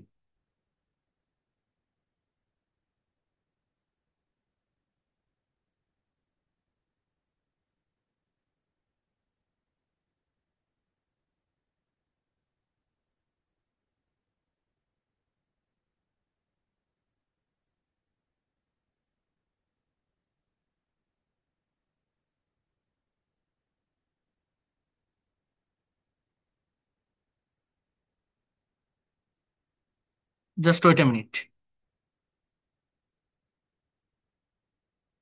আচ্ছা, তো দেখেন বোঝার চেষ্টা করেন এবার। তাহলে আমি কি বললাম, ভার্ব জানতে হবে। এই ভার্বটা কিভাবে হয় দেখেন, আমরা যে কোনো ইংলিশ বই আপনি পড়তে যান, আপনারা এই ভার্বগুলো পাবেন। এই দেখেন আমার নিজের লেখা একটা বই আছে, দেখছেন, স্পিক ইংলিশ উইথ সোনামুখ। এটা একটা সোশ্যাল অর্গানাইজেশন, এটার নামে আমার এই বইটা করা। এটা complete course of English language, অর্থাৎ এই বইটা সোনামুখ পরিবার নামের একটা সংগঠন, ওদেরকে এই বইয়ের যে লভ্যাংশের টাকা আমি সেখানে দান করি। সেখানে দারিদ্র ছেলে মেয়েদেরকে আহ, ইংলিশ, ম্যাথ, কম্পিউটার, অন্যান্য বিষয়গুলোর উপর এক্সপার্ট করা হয়। আহ, এটা একজন বাংলাদেশ পুলিশের একজন সিনিয়র পুলিশ অফিসার, এসপি ছিলেন, এখন অবসরপ্রাপ্ত, তিনি এটা করে থাকেন। তো তারা আমাকে একটা সম্মান ভালোবাসা দিয়েছিল, সেখান থেকে আর কি তাদেরকে উদ্দেশ্য করে এই বইটা তাদের নামে আর কি আমি এটা করেছিলাম। তো যাই হোক, এটা আমার নিজের লেখা বই। দেখেন এখানে grammar, pronunciation, spoken, writing, vocabulary সবকিছু আছে। এই যে বিষয়গুলো আপনাদের সঙ্গে আমি আলোচনা করছি, যে বিষয়গুলো দেখাচ্ছি, সবকিছু আমার লেখা এই বইটাতে তুলে ধরা আছে। তো যাই হোক, যেটা আমি বলছি আগে সেটা দেখেন, ভার্ব জানতে হবে। এই ভার্ব আপনারা প্রত্যেকটা বইতে আপনারা পাবেন, কিন্তু তিনটা ফর্ম থাকে একটা ভার্বের। এটাকে বলা হয় মূলত কনজুগেশন অফ ভার্ব, মনে রাখবেন। কনজুগেশন অফ ভার্ব, মনে রাখবেন, কনজুগেশন অফ ভার্ব। কি বললাম? কনজুগেশন অফ ভার্ব বা ফর্মস অফ ভার্ব। V1 বা প্রেজেন্ট ফর্ম, V2 বা পাস্ট ফর্ম, V3 বা পাস্ট পার্টিসিপল ফর্ম, V4 বা প্রেজেন্ট পার্টিসিপল ফর্ম, V5 বা থার্ড পারসন ফর্ম। প্রত্যেকটা ভার্বের পাঁচটা ফর্ম থাকে, মনে রাখেন। এই যেমন ইট, এর পাস্ট ফর্ম হচ্ছে এইট, এর পাস্ট পার্টিসিপল ইটেন, এর প্রেজেন্ট পার্টিসিপল ইটিং, EATING, এর থার্ড পারসন ফর্ম হচ্ছে ইটস। প্রত্যেকটা ভার্বে, হ্যাঁ, এই ভার্বগুলো দুই ভাবে হয়। একটা হচ্ছে রেগুলার বা উইক ভার্ব, যার দুইটা বা তিনটা ফর্ম সেম থাকে তাকে রেগুলার বা উইক ভার্ব বলে। যার দুইটা বা তিনটা ফর্ম ডিফারেন্ট থাকে তাকে ইরেগুলার বা স্ট্রং ভার্ব বলে। এই জন্য আমি বারবার বলছি, যারা ভোকাবুলারিতে দুর্বল, মূলত ভার্বের ভোকাবুলারি এবং ভার্বের ফর্ম জানতে হবে। কারণ আপনি যদি ফর্ম না জানেন, টেন্স শিখে কোনো লাভ হবে না। আমাদের টেন্সটা কি, আমরা মনে করি যে ইংলিশে কথা বলতে গেলে টেন্স শেখা লাগে, তাই না? এখন টেন্সটা মূলত কি? টাইম। টেন্স মানে কি? টাইম বা সময়। ইংলিশ ল্যাঙ্গুয়েজে টেন্স আছে তিনটা: প্রেজেন্ট, পাস্ট এবং ফিউচার। এই প্রত্যেকটা টেন্সের আবার চারটা করে ভাগ আছে, আপনারা প্রত্যেকেই জানেন। চারটা করে ক্লাসিফিকেশন আছে: indefinite, continuous, perfect and perfect continuous. Total English ল্যাঙ্গুয়েজে তিনে চারে 12টা টেন্সের স্ট্রাকচার আছে। কয়টা আছে? 12টা। এই 12টা টেন্সের স্ট্রাকচার মানে কি? এর মানে হচ্ছে 12টা জায়গায় ভার্বের ফর্মের চেঞ্জ। আবারও বলছি, 12টা জায়গায় ভার্বের ফর্মের চেঞ্জ। অর্থাৎ একটা পার্টিকুলার ভার্বকে 12 ভাবে, 12টা ওয়ে, 12 দিকে নেওয়া যায়, 12 ভাবে লেখা যায় বা বলা যায়। অর্থাৎ একটা পার্টিকুলার ভার্বকে যে যত বেশি টাইমে কনভার্ট করতে পারবে, প্রোভাইড করতে পারবে, সে তত দ্রুত ল্যাঙ্গুয়েজটা শিখতে পারে। এই যে দেখেন, আমি মনে করেন এখানে কয়টা লিখছি, চারটা লিখছি। আরেকটা লিখি, গো মানে কি? যাওয়া। এর past form went, past participle gone. আমার পেইড কোর্সের যে স্টুডেন্ট গুলো থাকে, আহ, আগে ভার্বের ফর্ম খাতায় লেখায়, তারপর ইংরেজি শেখানো শুরু করি, কারণ এটা দরকার। এবং এটা কঠিন কিছু না, আমরা অনেকে এটাকে কঠিন মনে করি, বাট এটা খুবই সহজ একটা বিষয়। এগুলো শেখার একটা টেকনিক আছে, একটা স্ট্র্যাটেজি, একটা ওয়ে আছে। সেটা কিভাবে করতে হয় আমি এটা দেখাই। আপনাদেরকে আমি দেখাবো, আপনারা এটা দেখতে পারবেন। তো দেখেন, যে কথাটা আমি বলছিলাম, জাস্ট ওয়েট একটা মিনিট।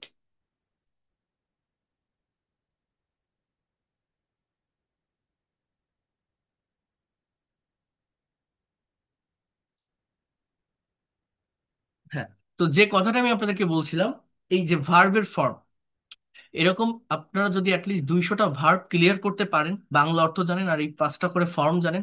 এই V4 V5 এটা বইতে থাকে না, টেন্স শেখার সঙ্গে সঙ্গে হয়ে যায় এটা মনে করা হয়, বাট এদেরও দরকার আছে। কোথায় দরকার আছে এটা আমি একটা ক্লাসে আপনাদের বলবো। তো এই ফর্ম আগে জানতে হবে, কারণ এটা যদি আপনি না জানেন, আপনি ইংলিশে কথা বলতে পারবেন না। আমি আবারও বলছি, আপনি কথা বলতে পারবেন না।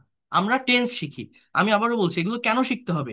আমি যখন কারোর সাথে কনভারসেশন বা কমিউনিকেশন করছি, একটা স্টেবল পজিশনে কথাকে রেখে হতে পারি না, আমাদের সময়ের পরিবর্তন করতে হয়। এই সময়ের পরিবর্তন হচ্ছে মূলত সাবজেক্টের পরে ভার্বের ফর্মের পরিবর্তন। টাইম অনুযায়ী ইনস্ট্যান্টলি যে এটা করতে পারে, সে ইংলিশ এক্সপার্ট। যে পারে না, সে ইংলিশে দুর্বল। অর্থাৎ দেখেন টেন্স কি, আমি যদি এখানে টেন্সের জায়গাটাতে আসি, এই দেখেন টেন্স কি। দেখেন, টেন্স আমরা জানি তিন প্রকার: প্রেজেন্ট, পাস্ট, ফিউচার। প্রত্যেকটা চারটা করে পার্ট আছে।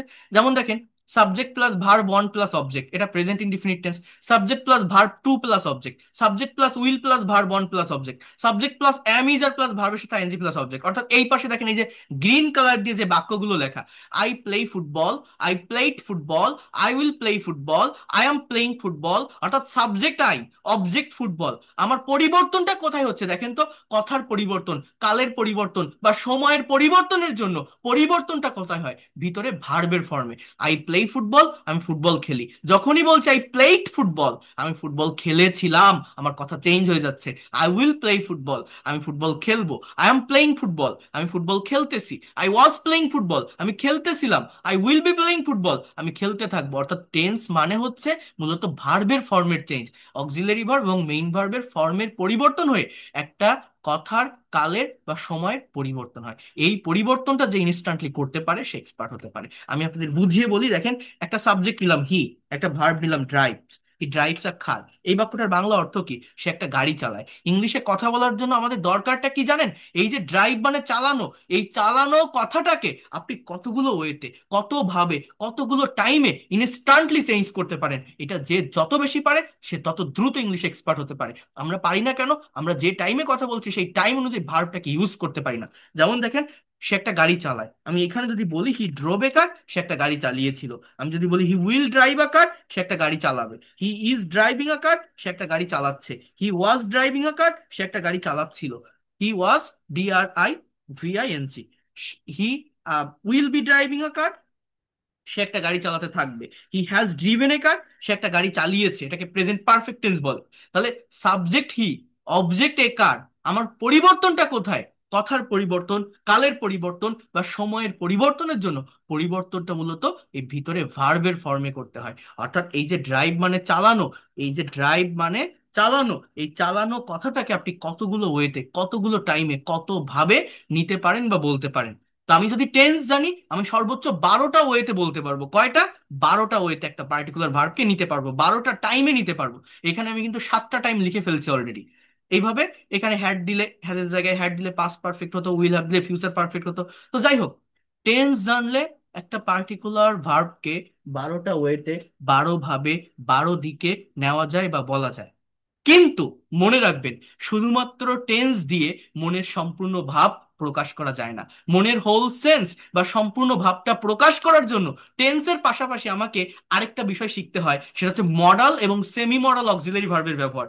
ইংলিশ ল্যাঙ্গুয়েজে টোটাল 18টার মতো মডাল এবং সেমি মডাল অক্সিলারি ভার্ব আছে, মনে রাখবেন। 18টার মতো মডাল এবং সেমি মডাল অক্সিলারি ভার্ব আছে।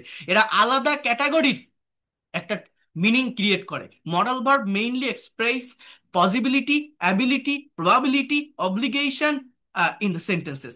অর্থাৎ এগুলো কি আপনারা অনেকেই জানেন, তাই না? Can, could, may, might, shall, should, will, would, need to, dare to, have to, has to, had to, am to, is to, are to, am is are was are suppose to, going to. এগুলো হচ্ছে modal এবং semi modal auxiliary verb. এগুলো কেন জানতে হবে? শুধু tense দিয়ে সব কথা প্রকাশ করা যায় না। আমরা ইংলিশে কথা বলতে পারি না কেন? আমি যে টাইমে কথা বলতে চাচ্ছি সেই টাইমটা ইনস্ট্যান্টলি নিতে পারি না, এটা নেওয়ার জন্যই টেন্স শিখি। বাট টেন্স সর্বোচ্চ 12টা টাইম প্রোভাইড করতে পারে, 12টা, তার বেশি না। আমি যদি আপনাকে বলি সে গাড়ি চালাইতো, বলেন তো ইংলিশ কি, কোন টেন্স? পাস্ট টেন্স মনে হচ্ছে? হি ড্রোভ এ কার, সে তো চালিয়েছিল হবে। চালাইতো কোন টেন্স দিয়ে বলবেন? এটা বলতে গেলে আপনাকে অবশ্যই অবশ্যই বলতে হবে হি উড ড্রাইভ আ কার অথবা হি use to drive a car. Use to, অর্থাৎ এই সেমি মডাল ভার্ব আপনাকে নিয়ে আসতে হবে, না হলে ওই কথাটা আপনি প্রকাশ করতে পারছেন না। তার মানে কি, আমি যদি বলি তার গাড়ি চালানো উচিত, তার আজ গাড়ি চালানোর কথা, তাকে এই গাড়িটা চালাতে হয়েছিল, এটা আপনি কিভাবে বলবেন? অর্থাৎ শুধু টেন্স শিখে মনের সম্পূর্ণ ভাব প্রকাশ করা যায় না। মনের সম্পূর্ণ ভাব বা হোল সেন্সটা প্রকাশ করার জন্য টেন্সের পাশাপাশি মডাল, সেমি মডাল শিখতে হয়।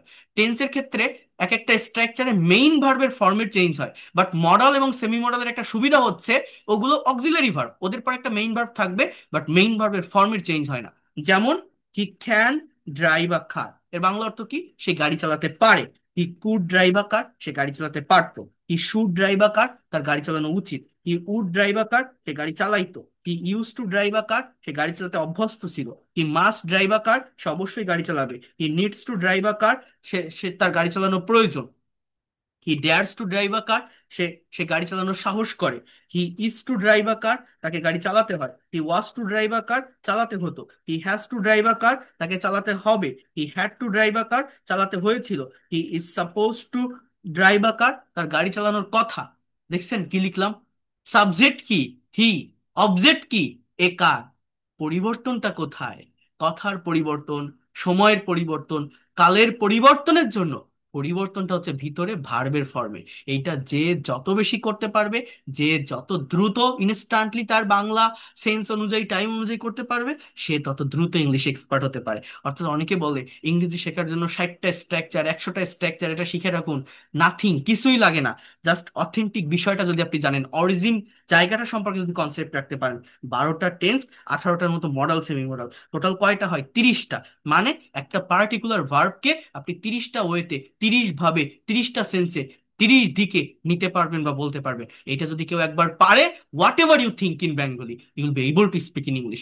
যে টাইমেই কথা আপনি বলতে চান না কেন, বাংলায় যাই ভাবেন না কেন, আপনি ইংলিশে বলতে পারবেন। তাহলে আমি শর্টে যদি বলি, আপনার লাগবে কি? এক নম্বর হচ্ছে ভার্বের ফর্ম শিখতে হবে ভোকাবুলারি ডেভেলপমেন্টের জন্য, আমার ইংরেজিতে কথা বলার জন্য। 2 নম্বর পয়েন্ট হচ্ছে টেন্স শিখতে হবে। 3 নম্বর পয়েন্ট হচ্ছে টেন্স দিয়ে সব প্রকাশ করা যায় না, সব ডিটেলসে প্রকাশ করার জন্য মডাল অ্যান্ড সেমি মডেলের ব্যবহার শিখতে হবে। আপনারা যদি ফ্রি ক্লাসগুলো রেগুলারিটি মেনটেন করে করেন, আমি এগুলো ইন ডিটেলসে আপনাদেরকে দেখাবো। আরেকটা বিষয় আপনাকে জানতে হবে, সেটা হচ্ছে প্যাসিভ ভয়েসের ব্যবহার। এই প্যাসিভ ভয়েসটা কি, এটার উপর ফিফথ ফ্রি ক্লাসে ডিটেলস একটা ক্লাস আছে, আমি বলবো। এইটা হচ্ছে মূলত এই যে টেন্স, মডাল বা সেমি মডেল দিয়ে আমি যে বাক্যগুলো তৈরি করছি, এই প্রত্যেকটা বাক্যের আবার রিভার্স একটা স্ট্রাকচার আছে। কেমন জানেন? মনে করেন আমি আপনাদের ক্লাস নিব, বা আমার পেইড ব্যাচের স্টুডেন্টদের যখন আমি ক্লাস নিই, ক্লাসের আগে তাকে আমি একটা নোটিশ দিব। যেমন আমি যদি বলি আমি আপনাদের আজ রাত 10টায় ক্লাস নিব, I will take your class at 10 p.m। মনে করেন আমি এই কথাটা বললাম, I will take your class at 10 p.m। এটা কোন টেন্স? যারা টেন্স বোঝেন, এটা কোন tense? Future indefinite, will take. এখন এই কথাটা এইভাবে না বলে আমি যদি একটু ঘুরায় বলি, মনে করেন আপনি আমার ক্লাস করতেছেন, তাই না? এখন আপনি তো আজকে আমাকে নতুন দেখতেছেন, এর আগে তো আমাকে আপনি দেখেননি। আপনি এই গ্রুপটাতে জয়েন হলেন, হোয়াটসঅ্যাপের একটা গ্রুপে। আপনি ইনবক্সে মেসেজ দেন না, অন্যান্য অ্যাডমিনও আছে এখানে, যে এই গ্রুপে কি ইংরেজির ক্লাস হয়, আজকে ক্লাস হচ্ছে, আজকের ক্লাস কখন শুরু হবে? আপনি কিন্তু এটা বলছেন না কে ক্লাস নিবে। আপনি কি ক্লাস নিবেন? কারণ আপনি তো আমাকে দেখেননি, আপনি কি আমাকে চেনেননি। আপনি আসছেন কেন ইংরেজি শিখতে, আসছেন কেন ক্লাস করতে? আপনার ফোকাসটা কোথায়, আমার উপর না ক্লাসের উপর? ক্লাসের উপর। অর্থাৎ আমাকে সাবজেক্ট না রেখে যদি ক্লাসটার উপর সাবজেক্ট, মানে ক্লাসটাকে আপনি সাবজেক্টে নেন, ওইটাই হচ্ছে প্যাসিভ ভয়েস। অর্থাৎ আমি নোটিস না দিয়ে, এই গ্রুপে যদি অন্য একজন নোটিস দেয়, আপনাকে যদি এইভাবে কথাটা বলে যে আপনাদের আজকের ক্লাসটি রাত 10টায় নেওয়া হবে, এই বাক্যটা ইংরেজিতে কি হবে বলেন তো?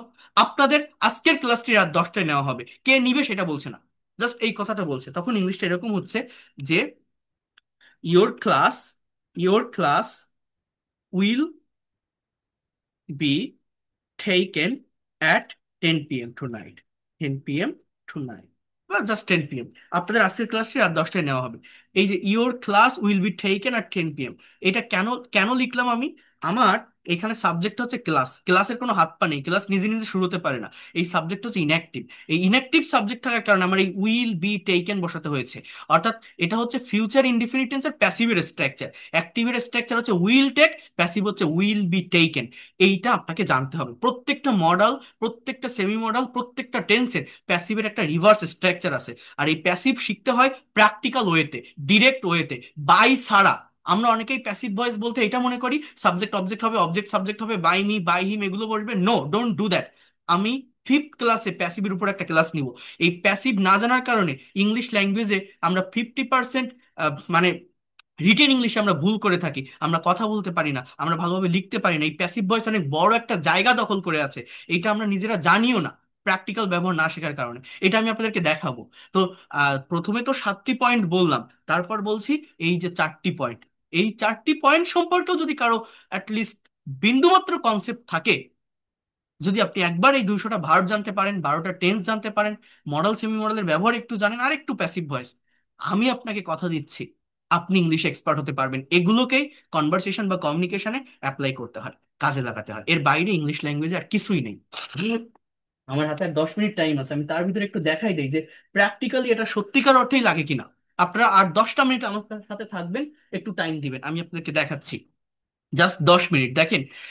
যারা ইংলিশে কথা বলতে পারেন না, যারা স্পিকিং করতে পারেন না, ইংলিশে কিভাবে কথা বলতে হয়, কিভাবে স্পিকিং করতে হয়। মনে করেন আহ আমার লেখা বইটা থেকে আমি দেখাই, এখানে সবকিছু দেওয়া নেই, আমার বইটাতে আছে। আমার এই বইটা, স্পিক ইংলিশ উইথ সোনামুখ, আমাকে একটু টাইম দেন, আমি এই বইটার শুরুর দিকে আসবো। এই দেখেন, এই সোনামুখ পরিবারটা কি আমি আপনাদেরকে বলি। সোনামুখ পরিবারের প্রতিষ্ঠাতা এম কামরুল ইসলাম। ইনি হচ্ছে বাংলাদেশ পুলিশের একজন সিনিয়র পুলিশ অফিসার ছিলেন, এএসপি। তিনি এখন অবসরপ্রাপ্ত। তিনি মানে তার সম্পর্কে আপনার আমি বলবো, পরে বলবো, আজকে আমার তো আর সময় নেই, আমি পরে বলবো। আপনাদের এখান থেকে আমি একটু আগে দেখাইনি, আমার ক্লাস তো আগে শেষ করতে হবে। জাস্ট একটু ওয়েট করেন, আমি এটা পাবো কিনা, বইটা তো অনেক বড়। হ্যাঁ, পেয়েছি, একটা মিনিট, আমাকে একটু টাইম দেন। দেখেন এখানে কিছু ভার্ব আছে, একটু একটু একটু একটু বোঝার চেষ্টা করেন। দেখেন এখানে লেখা আছে কয়েকটা ভার্ব। গেট আপ মানে ওঠা, ওয়াশ মানে ধৌত করা, হ্যাভ মানে নেওয়া, অ্যাবলিউশন উজু করা, রিফ্রেশ সতেজ হওয়া, স্টার্ট মানে শুরু করা, কাম ব্যাক মানে ফিরে আসা, স্পেন্ড মানে সময় কাটানো, গো মানে যাওয়া। এখন বলছে যে মানে এই যে ওয়ার্ডগুলো দেখছেন, get up, wash, have, refresh, start, come back, এই ওয়ার্ডগুলো দিয়ে আমরা আমাদের ডে টু ডে লাইফের কথাবার্তাগুলো ডিসক্রাইব করতে পারি। যেমন এখানে বলছে উপরের ওয়ার্ডগুলো ব্যবহার করে speak about your daily activities using present simple tense, অর্থাৎ আপনার প্রতিদিনের কাজকর্ম সম্পর্কে বলুন। এটা রাখেন, মনে করেন আমি সিম্পলি যদি একটা কথা আপনাকে বলি যে ভাই বা ম্যাডাম, এই যে আপনারা এখন ক্লাস করছেন, রাত 10টা 20 বাজে, আমি যদি আপনাকে বলি what do you do everyday, what's your daily activities, আপনি প্রতিদিন কি করেন, আপনার প্রতিদিনের কাজকর্মগুলো কি, can you describe it in front of me, আমার সামনে কি আপনি বলতে পারবেন? কিভাবে আপনি এটা ডিসক্রাইব করবেন? ইংলিশে কথা বলার আগে ব্যাকগ্রাউন্ড বুঝতে হয়, আমার টাইমিংটা কি, আমার কোশ্চেনটা কি, আপনি কি করেন প্রতিদিন। তাহলে কোশ্চেনটা কোন টেন্সে আছে, প্রেজেন্ট ইনডিফিনিট টেন্সে। আমি রেগুলার ওয়েতে যে কাজটা করি সেটা আমি বলবো, প্রেজেন্ট ইনডিফিনিট টেন্সেই আমার অ্যান্সার করতে হবে। প্রেজেন্ট ইনডিফিনিট টেন্সের স্ট্রাকচার কি, সাবজেক্টের পর ভার্বের প্রেজেন্ট ফর্ম। দেখেন এই যে সম্পূর্ণ প্রেজেন্টেশনটা, এখানে সাবজেক্টের পরে আমি এই ভার্বটাকে ইয়েলো কালার দিয়ে হাইলাইট করছি, ভার্বের প্রেজেন্ট ফর্ম সাবজেক্টের পরে দেওয়া আছে। দেখেন ইংলিশে কথা বলা কতটা সহজ, যারা স্পিকিং করতে পারেন না, প্রেজেন্টেশন দিতে পারেন না, এখানে একজনের একটা স্যাম্পল অ্যান্সার আছে। এইটাকে মেনটেন করে আপনি যদি আপনার মতো করে একটা অ্যান্সার দেন, কেমন সেটা দেখেন। প্রথমত কথা বলতে গেলে একটা গ্রিটিংস দিতে হবে। এখানে বলছে যে আসসালামু আলাইকুম, good afternoon you all, I am Sakib before you, অর্থাৎ আমি সাকিব আপনাদের সামনে, বা you can say that in front of you. I am really glad to share my feelings, আমি সত্যি আনন্দিত আমার অনুভূতিটা ব্যক্ত করতে পেরে। I will try to say something about my daily activities, আমার প্রতিদিনের কাজকর্ম সম্পর্কে আমি কিছু বলার চেষ্টা করব। I get up early in the morning every day, আমি প্রতিদিন খুব সকালে ঘুম থেকে উঠি। Then I brush my teeth, আমি দাঁত ব্রাশ করি। অ্যান্ড ওয়াশ মাই ফেস, কোথায় গেল, হ্যাঁ, and wash my face and take ablution for ফজর প্রেয়ার, এবং আমি মুখ ধুই এবং ফজরের নামাজের জন্য উজু করি। After that I do some exercise, আমি কিছু ব্যায়াম করি। Then I refresh my self and take my breakfast, আমি ফ্রেশ হই এবং ব্রেকফাস্ট করি। Then I get ready to go to office or college at 9:30 AM, আমি 9:30টার দিকে অফিসে যাওয়ার জন্য রেডি হই। I start my work, then I take lunch at 2 PM, আমি 2টার দিকে আমার লাঞ্চ করি। After that I come back from office at 5 PM, আমি 5টায় অফিস থেকে বাসায় আসি। Then I spend some time with my family, আমার পরিবারের সাথে কিছু সময় কাটাই। I learn English for 1 hour, then I take my dinner at 10 PM and I go to bed for sleeping at 11 PM, আমি 11টায় বেডে ঘুমাতে যাই। So that's all about my daily activities, thanks for patience hearing. অর্থাৎ আমি প্রতিদিন যে কাজগুলো করি সেটা আমি এখানে বর্ণনা করলাম কিভাবে। সাবজেক্টের পরে, সাবজেক্টকে আমি, এরপরে ভার্বটা বসাবো, just get up, brush, wash, take, refresh, এইটা। কিন্তু আমার এইখানে রাখলে হবে না। এই যে আমি এইমাত্র আপনাকে বললাম না, আমরা ইংলিশে কথা বলতে পারি না কেন, টাইমের পরিবর্তন করতে পারি না। আমাদেরকে টাইমের পরিবর্তনটা শিখতে হবে, টাইমের পরিবর্তনটা শিখতে হবে। কিভাবে আপনি এটা করবেন, বোঝার চেষ্টা করেন, মনোযোগ দিয়ে বুঝবেন। আমি যদি আপনাকে এখন কোশ্চেন করি যে ভাই বা ম্যাডাম, আপনারা তো এখন ক্লাস করছেন, এখন বাজে কত, রাত 10টা 23, what did you do yesterday, আপনি গতকাল কি করেছিলেন, আর what was your yesterday activities, আপনার গতকালকের সারা দিনের কাজ কি ছিল, can you describe it in English, আপনি কি এটা ইংলিশে বর্ণনা করতে পারবেন আমার সামনে? কিভাবে আপনি এটা করবেন, বলতে পারেন? দেখেন, তখন আপনাকে কি করতে হবে জানেন, যে স্যার আমি গতকাল এই টাইমে ঘুম থেকে উঠেছিলাম, ফজরের নামাজ পড়েছিলাম, একটু এক্সারসাইজ করেছিলাম, ব্রেকফাস্ট করলাম, অফিসে গেলাম, আমার এক কলিগের সাথে দেখা করেছিলাম, বিকালে বাসায় আসলাম, মাগরিবের নামাজ পড়লাম, একটু ইংরেজি প্র্যাকটিস করেছিলাম, তারপর ঘুমিয়ে পড়েছিলাম, খাওয়া দাওয়া করে, ডিনার করে। এই যে কথাগুলো বললাম না, করেছিলাম, গিয়েছিলাম, চলেছিলাম, লিখেছিলাম, দিয়েছিলাম, এইটা যখন আপনি ইংলিশে ডেসক্রাইব করবেন, সাবজেক্টের পর ভার্বের পাস্ট ফর্মের ব্যবহার করতে হবে। আবার বলছি V2। এটা কিভাবে করবেন? এটা কিভাবে করবেন দেখেন, এইটা করতে গেলে আপনার এখানে লিখতে হবে what did you do yesterday, or what was your yesterday activities. আপনি গতকাল সারাদিন কি করেছিলেন, অথবা আপনার গতকালকে সারাদিনের কাজ কি ছিল, এইটা আপনাকে ইংলিশে ডিসক্রাইব করতে হবে। কিভাবে করবেন দেখেন, এখানে বলছে good afternoon you all, I am Sakib before you, I am really glad to share my feelings, I will try to say something about yesterday activities. I got up early in the morning yesterday. আমি গতকাল খুব সকালে ঘুম থেকে উঠেছিলাম। দেখেন এখানে ভার্বগুলোকে গ্রিন কালার দিয়ে হাইলাইট করে এখানে ভার্বের পাস্ট ফর্মটা ব্যবহার করা, পাস্ট ইনডিফিনিট টেন্স ব্যবহার করে কথাটা বলতে হচ্ছে। পাস্ট ইনডিফিনিট মানে সাবজেক্টের পর V2, অনেকে ওয়াজ ডিড এগুলো ব্যবহার করে, বাট না, প্রিন্সিপাল ভার্ব, মেইন ভার্বের পাস্ট ফর্মে ব্যবহার করতে হয়। বাংলাটা কি, বাংলা বুঝতে হবে, our mother tongue is Bengali, we have to compare it. আমি গতকাল খুব সকালে ঘুম থেকে উঠেছিলাম, then I brushed my teeth, I washed my face and took ablution for ফজর প্রেয়ার। আমি দাঁত ব্রাশ করেছিলাম, মুখ ধুয়েছিলাম এবং ফজরের নামাজের জন্য উজু করেছিলাম। After that I did some exercise, I refreshed my self and took my breakfast, then I got ready to go to office আর কলেজ অ্যাট 9:30 AM। আমি 9:30টার দিকে অফিসে যাওয়ার জন্য রেডি হয়েছিলাম। Then I started my work, আমার কাজ শুরু করেছিলাম, and took my lunch at 2 PM, আমি 2টায় লাঞ্চ করেছিলাম। After that I came back, come থেকে came, came, I came back from office at 5 PM। Then I spend some time with my family. Spent থেকে spent, অনেকে spended বলে ফেলে, কারণ অনেকে জানে বেশিরভাগ ভার্বের পাস্ট ফর্ম ইডি থাকে, বাট না, spent. Then I learn English for 1 hour, I took my dinner at 10 PM, I went to bed for sleeping at 11 PM। That's all about my yesterday activities, thanks for patience hearing. তাহলে আমি গিয়েছিলাম, করেছিলাম, নিয়েছিলাম, এগুলো বলার জন্য আমাকে চেঞ্জটা, পরিবর্তনটা কোথায় দেখেন, সাবজেক্ট সাবজেক্টের জায়গায়, অবজেক্ট অবজেক্টের জায়গায়, পরিবর্তনটা হচ্ছে ভার্বের ফর্মে। আপনার কোশ্চেন অনুযায়ী, আপনার টাইম অনুযায়ী, আপনি যখন ইংলিশে কোনো কিছু বলবেন, ডিসক্রাইব করবেন, যদি ভার্বটাকে সঠিক ফর্মে নিতে পারেন, আর কিছুই লাগে না, বিশ্বাস করেন। দেখেন, গেট থেকে গট, ব্রাশ থেকে ব্রাশ, ডু থেকে ডিড, স্টার্ট থেকে স্টার্টেড, খাম থেকে খেইম, স্পেন্ড থেকে স্পেন্ড, টেক থেকে টুক, গো থেকে ওয়েন, এইটুকু যদি আপনি বুঝতে পারেন, টাইম অনুযায়ী যদি এটা করতে পারেন, আপনি পারবেন, আর কেউ আপনাকে আটকাতে পারবে না। ইংলিশ ল্যাঙ্গুয়েজ কঠিন না, একবার ভেবে দেখেন, এটা খুবই সহজ, বাট আমরা নিজেরাই এটাকে কঠিন করে ফেলি। আমি যদি আবার আপনাকে টাইমের চেঞ্জ করে দেই, আমি যদি আপনাকে বলি what will you do tomorrow, আর what will be your tomorrow activities, আপনি আগামীকাল সারাদিন কি করবেন, বা আগামীকালকে সারাদিনের কাজ কি হবে? আপনারা তো এখন আমার ক্লাস করছেন, তাই না? তো আপনার আগামীকালকের কাজ কি হবে? অনেকের ব্রেনে প্ল্যান করা আছে না। আপনি আমাকে বলছেন যে স্যার, আমি আগামীকাল এই টাইমে ঘুম থেকে উঠবো, ফজরের নামাজ পড়বো, হালকা এক্সারসাইজ করব, ব্রেকফাস্ট করে অফিসে যাব বা আমার ইউনিভার্সিটিতে যাব, আমি একজনের সাথে দেখা করব, বিকালে একটু শপিং এ যাব, তারপর বাসায় আসবো, নামাজ পড়বো, যদি ভালো লাগে আবার আপনার ক্লাসে জয়েন করব। এই যে যাবো, খাবো, করব, চলবো, বলবো, লিখবো, পড়বো, এটা কিভাবে বলবেন? জাস্ট প্রেজেন্ট ফর্মের ভার্বের আগে যদি শ্যাল বা উইল বসান, আবার ফিউচার টেন্স হয়ে যায়। শ্যালটা ফার্স্ট পার্সন সাবজেক্টের সঙ্গে বসে, আই এবং উই, অন্য কোথাও বসানো যায় না। উইলটাকে যে কোনো পার্সনের সঙ্গে বসানো যায়। এগুলো টেন্সের ক্লাসে ডিটেলসে আমি আলোচনা করব। তো দেখেন কত সহজে ইংলিশে কথা বলা যায়। I will gate up early in the morning tomorrow, আমি আগামীকাল খুব সকালে ঘুম থেকে উঠবো। বাংলাটা কি, উঠবো। তাহলে আই গেট আপ, আমি উঠি, আই গট আপ, আমি উঠেছিলাম, আই উইল গেট আপ, আমি উঠবো, then I will brush my teeth, আমার দাঁত ব্রাশ করব, আই ব্রাশ মাই টিথ, আমার দাঁত ব্রাশ করি, I brush my teeth, brush করেছিলাম, I will brush my teeth, brush করব, I will wash my face and take ablution for ফজর prayer. এখানে আর উইল টেক হবে না, জাস্ট টেক বললেই হয়ে যায়, যেহেতু আগেরটাতে আমি দিয়েছি অ্যান্ড দিয়ে করতেছি। After that I will do some exercise, I will refresh my self and take my breakfast, I will get ready to go to office at 9:30 AM, I will start my work. Then I will take my lunch at 2 p.m. After that, I will come back from office at 5 p.m. Then I will spend some time with my family. I will learn English for 1 hour.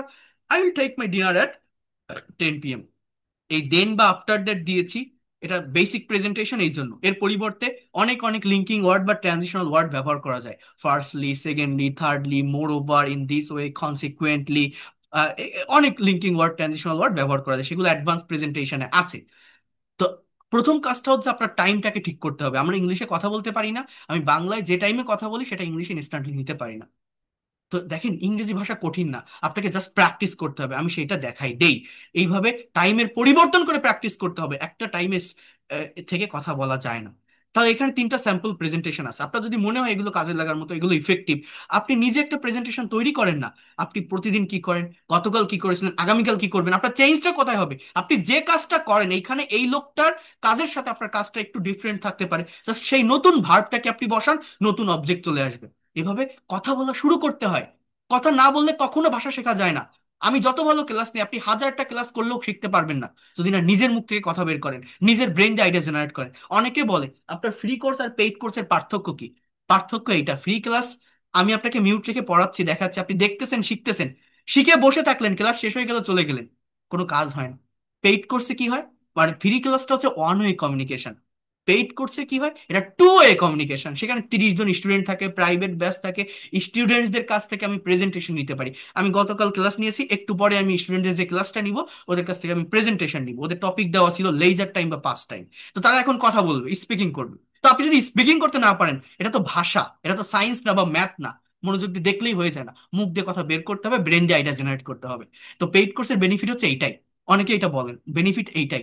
এখানে two way communication হয়, আর free ক্লাসে one way communication হয়। এখানে অনেক মানুষ class করছেন, এখন 400 জন আছেন, আমি যদি আনমিউট করে দিই একসাথে সবাই কথা বলে উঠবে, তো ওটা ওয়েল এনভায়রনমেন্ট হবে না।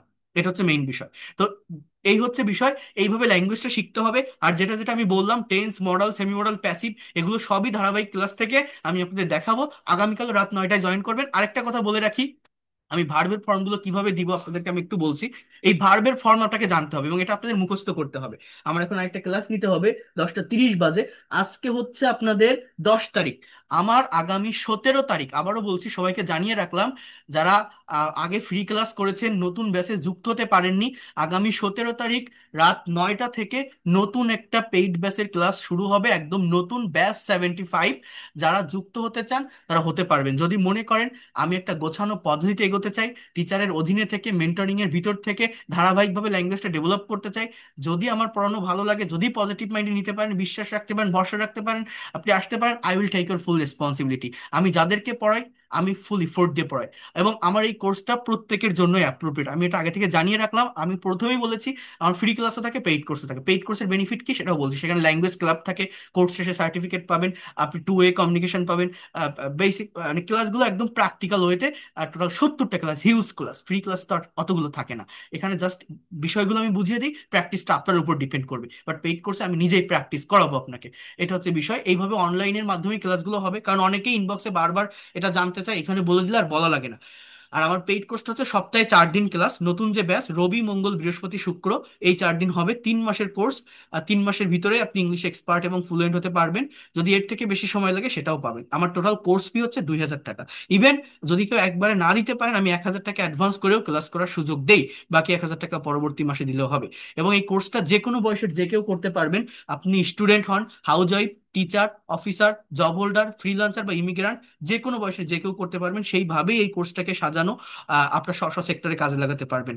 বেসিক গ্রামার, স্পোকেন, প্রত্যেকটা বিষয় নিয়ে আমি কথা বলবো, এবং আপনি প্র্যাকটিক্যালি ল্যাঙ্গুয়েজটা শিখতে পারবেন। এবং আমার এই পেইড কোর্সের প্রত্যেকটা ব্যাচে 30 জন করে স্টুডেন্ট থাকবে। প্রত্যেকটা ব্যাচ এই সন্ধ্যা বা রাতে হয়, অর্থাৎ নতুন ব্যাচ রাত 9টাতেই হবে। ক্লাস টাইম 1 ঘন্টা থাকবে, সপ্তাহে 4 দিন, রবি মঙ্গল বৃহস্পতি শুক্র। এবং এই কোর্সটা মূলত যারা বিজি লাইফ লিড করেন, দিনের বেলায় বিজি থাকেন, রাতে তার ফ্রি টাইমটা বের করে ক্লাস করতে চান, তারা এটা করতে পারবেন। আপনি স্টুডেন্ট হন, house wife, teacher, officer, job holder, যে কেউ করতে পারবেন। যারা ফ্রিল্যান্সার আছেন, প্রত্যেকটা ক্লাস এভাবে স্ক্রিন শেয়ার করে ওয়ার্ড বা পাওয়ার পয়েন্ট স্লাইডের মাধ্যমে আমি নিয়ে থাকি। এই ফ্রি ক্লাসেরও রেকর্ড, পিডিএফ ফাইল যা যা পড়াচ্ছে আমি দিয়ে দিব। যারা পেইড কোর্সে আসবেন সেখানেও প্রিমিয়াম ক্লাসে রেকর্ড পাবেন। এবং এই পেইড কোর্সটাও একদম বেসিক থেকে, যারা একদমই দুর্বল তারা শিখতে পারবেন, শুরু করে অ্যাডভান্স পর্যন্ত আমি যাব। পেইড কোর্সে টোটাল 70টা ক্লাস, এখানে ধারাবাহিকভাবে ক্লাসগুলো থাকবে। ফার্স্টে বেসিক গ্রামারের উপর 10টা ক্লাস থাকবে, এটা প্র্যাকটিক্যাল গ্রামাটিক্যাল ক্লাস, যাতে করে আপনার ক্রিয়েটিভ পাওয়ারটা বাড়ে, আপনি নিজের মতো করে একটা প্রেজেন্টেশন দিতে পারেন, একটা সিভি, রিপোর্ট, ডায়লগ, কম্পোজিশন লিখতে পারেন, আপনার ক্লাসে একটা প্রেজেন্টেশন দিতে পারেন, একটা ভাইবা ফেস করতে পারেন। তার জন্য যে বেসিক গ্রামারটা দরকার সেটা আমি দেখাবো।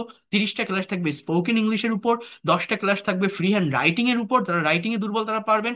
এরপর 20টা ক্লাস থাকবে প্র্যাকটিক্যাল কনভারসেশন, ট্রান্সলেশন এবং প্রেজেন্টেশনের উপর, সার্টেন টপিকের উপর, আইএলটিএস কিউ কার্ড টপিকের উপর আমি আপনাকে স্পিকিং করাবো, প্যাসেজ অ্যানালাইসিস করে করে আমি আপনাকে পড়াবো, আপনি প্রেজেন্টেশন দিবেন।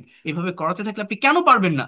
Basic grammar, spoken English, writing, conversation, presentation, translation, within 3 month you'll be expert and fluent in English, এতটুকু আমি বলতে পারি। সেইভাবেই এই কোর্সটাকে সাজানো। 2,000 টাকা কোর্স ফি, যারা করতে চান, নতুন ব্যাচে যারা ভর্তি হতে চান, 17 তারিখ থেকে ক্লাস শুরু হবে। আমি বলে রাখলাম, সিট খুব বেশি নেই, 30টা সিট জাস্ট। আপনারা যারা ভর্তি হতে চান ভর্তি হতে পারবেন। 2,000 টাকা কোর্স ফি, যারা পারবেন একবারে দিয়ে দিবেন, ঝামেলা থাকবে না। যারা পারবেন না, 1,000 টাকা অ্যাডভান্স করেও ক্লাস শুরু করতে পারবেন। এখানে আমার 2টা নাম্বার দেওয়া আছে। আর যাদের ক্লাস রেকর্ড, এই যে আজকে যে ক্লাস নিলাম বা পিডিএফ ফাইল যাদের লাগবে, এই 2টা নাম্বারে আপনারা হোয়াটসঅ্যাপে নক করবেন, আমি আপনাদের ক্লাস রেকর্ড এবং পিডিএফ ফাইল প্রদান করব।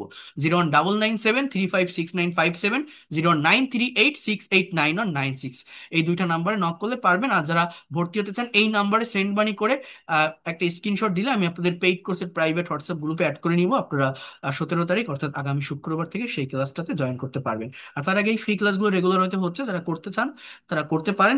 এখানে আমি প্র্যাকটিক্যাল ওয়েতে সবকিছু বোঝানোর চেষ্টা করব। পার্থক্যটা কি সেটা আমি বললাম, যে পেইড কোর্স হচ্ছে টু ওয়ে কমিউনিকেশন, এখানে ওয়ান ওয়ে কমিউনিকেশন। সেখানে ফুল সাপোর্ট আপনি পাবেন, সেখানে ল্যাঙ্গুয়েজ ক্লাব পাবেন, 70টা ক্লাস, হিউজ ক্লাস আপনি পাবেন। পেইড কোর্সে তো এতগুলো 100, ফ্রি ক্লাসে তো এতগুলো 100টা হয় না, মানে নেওয়া সম্ভব হয় না। এটা হচ্ছে বিষয়। আর কেউ কোনো কিছু ডিটেলসে জানতে চাইলে এই নাম্বারে নক দিয়ে আমি পাঠিয়ে দিব। So that's all for today. আর পিডিএফ ফাইল, রেকর্ডেড ক্লাস আমি দিয়ে দিব আপনাদেরকে। ভালো থাকেন সবাই, and see you in the next class. Thank you, আল্লাহ হাফেজ, good night to all of you. আমার এখন আরেকটা ক্লাস নিতে হবে। নেক্সট ক্লাসে আমি কথা বলবো আপনাদের সঙ্গে। ভালো থাকেন, ধন্যবাদ সবাইকে।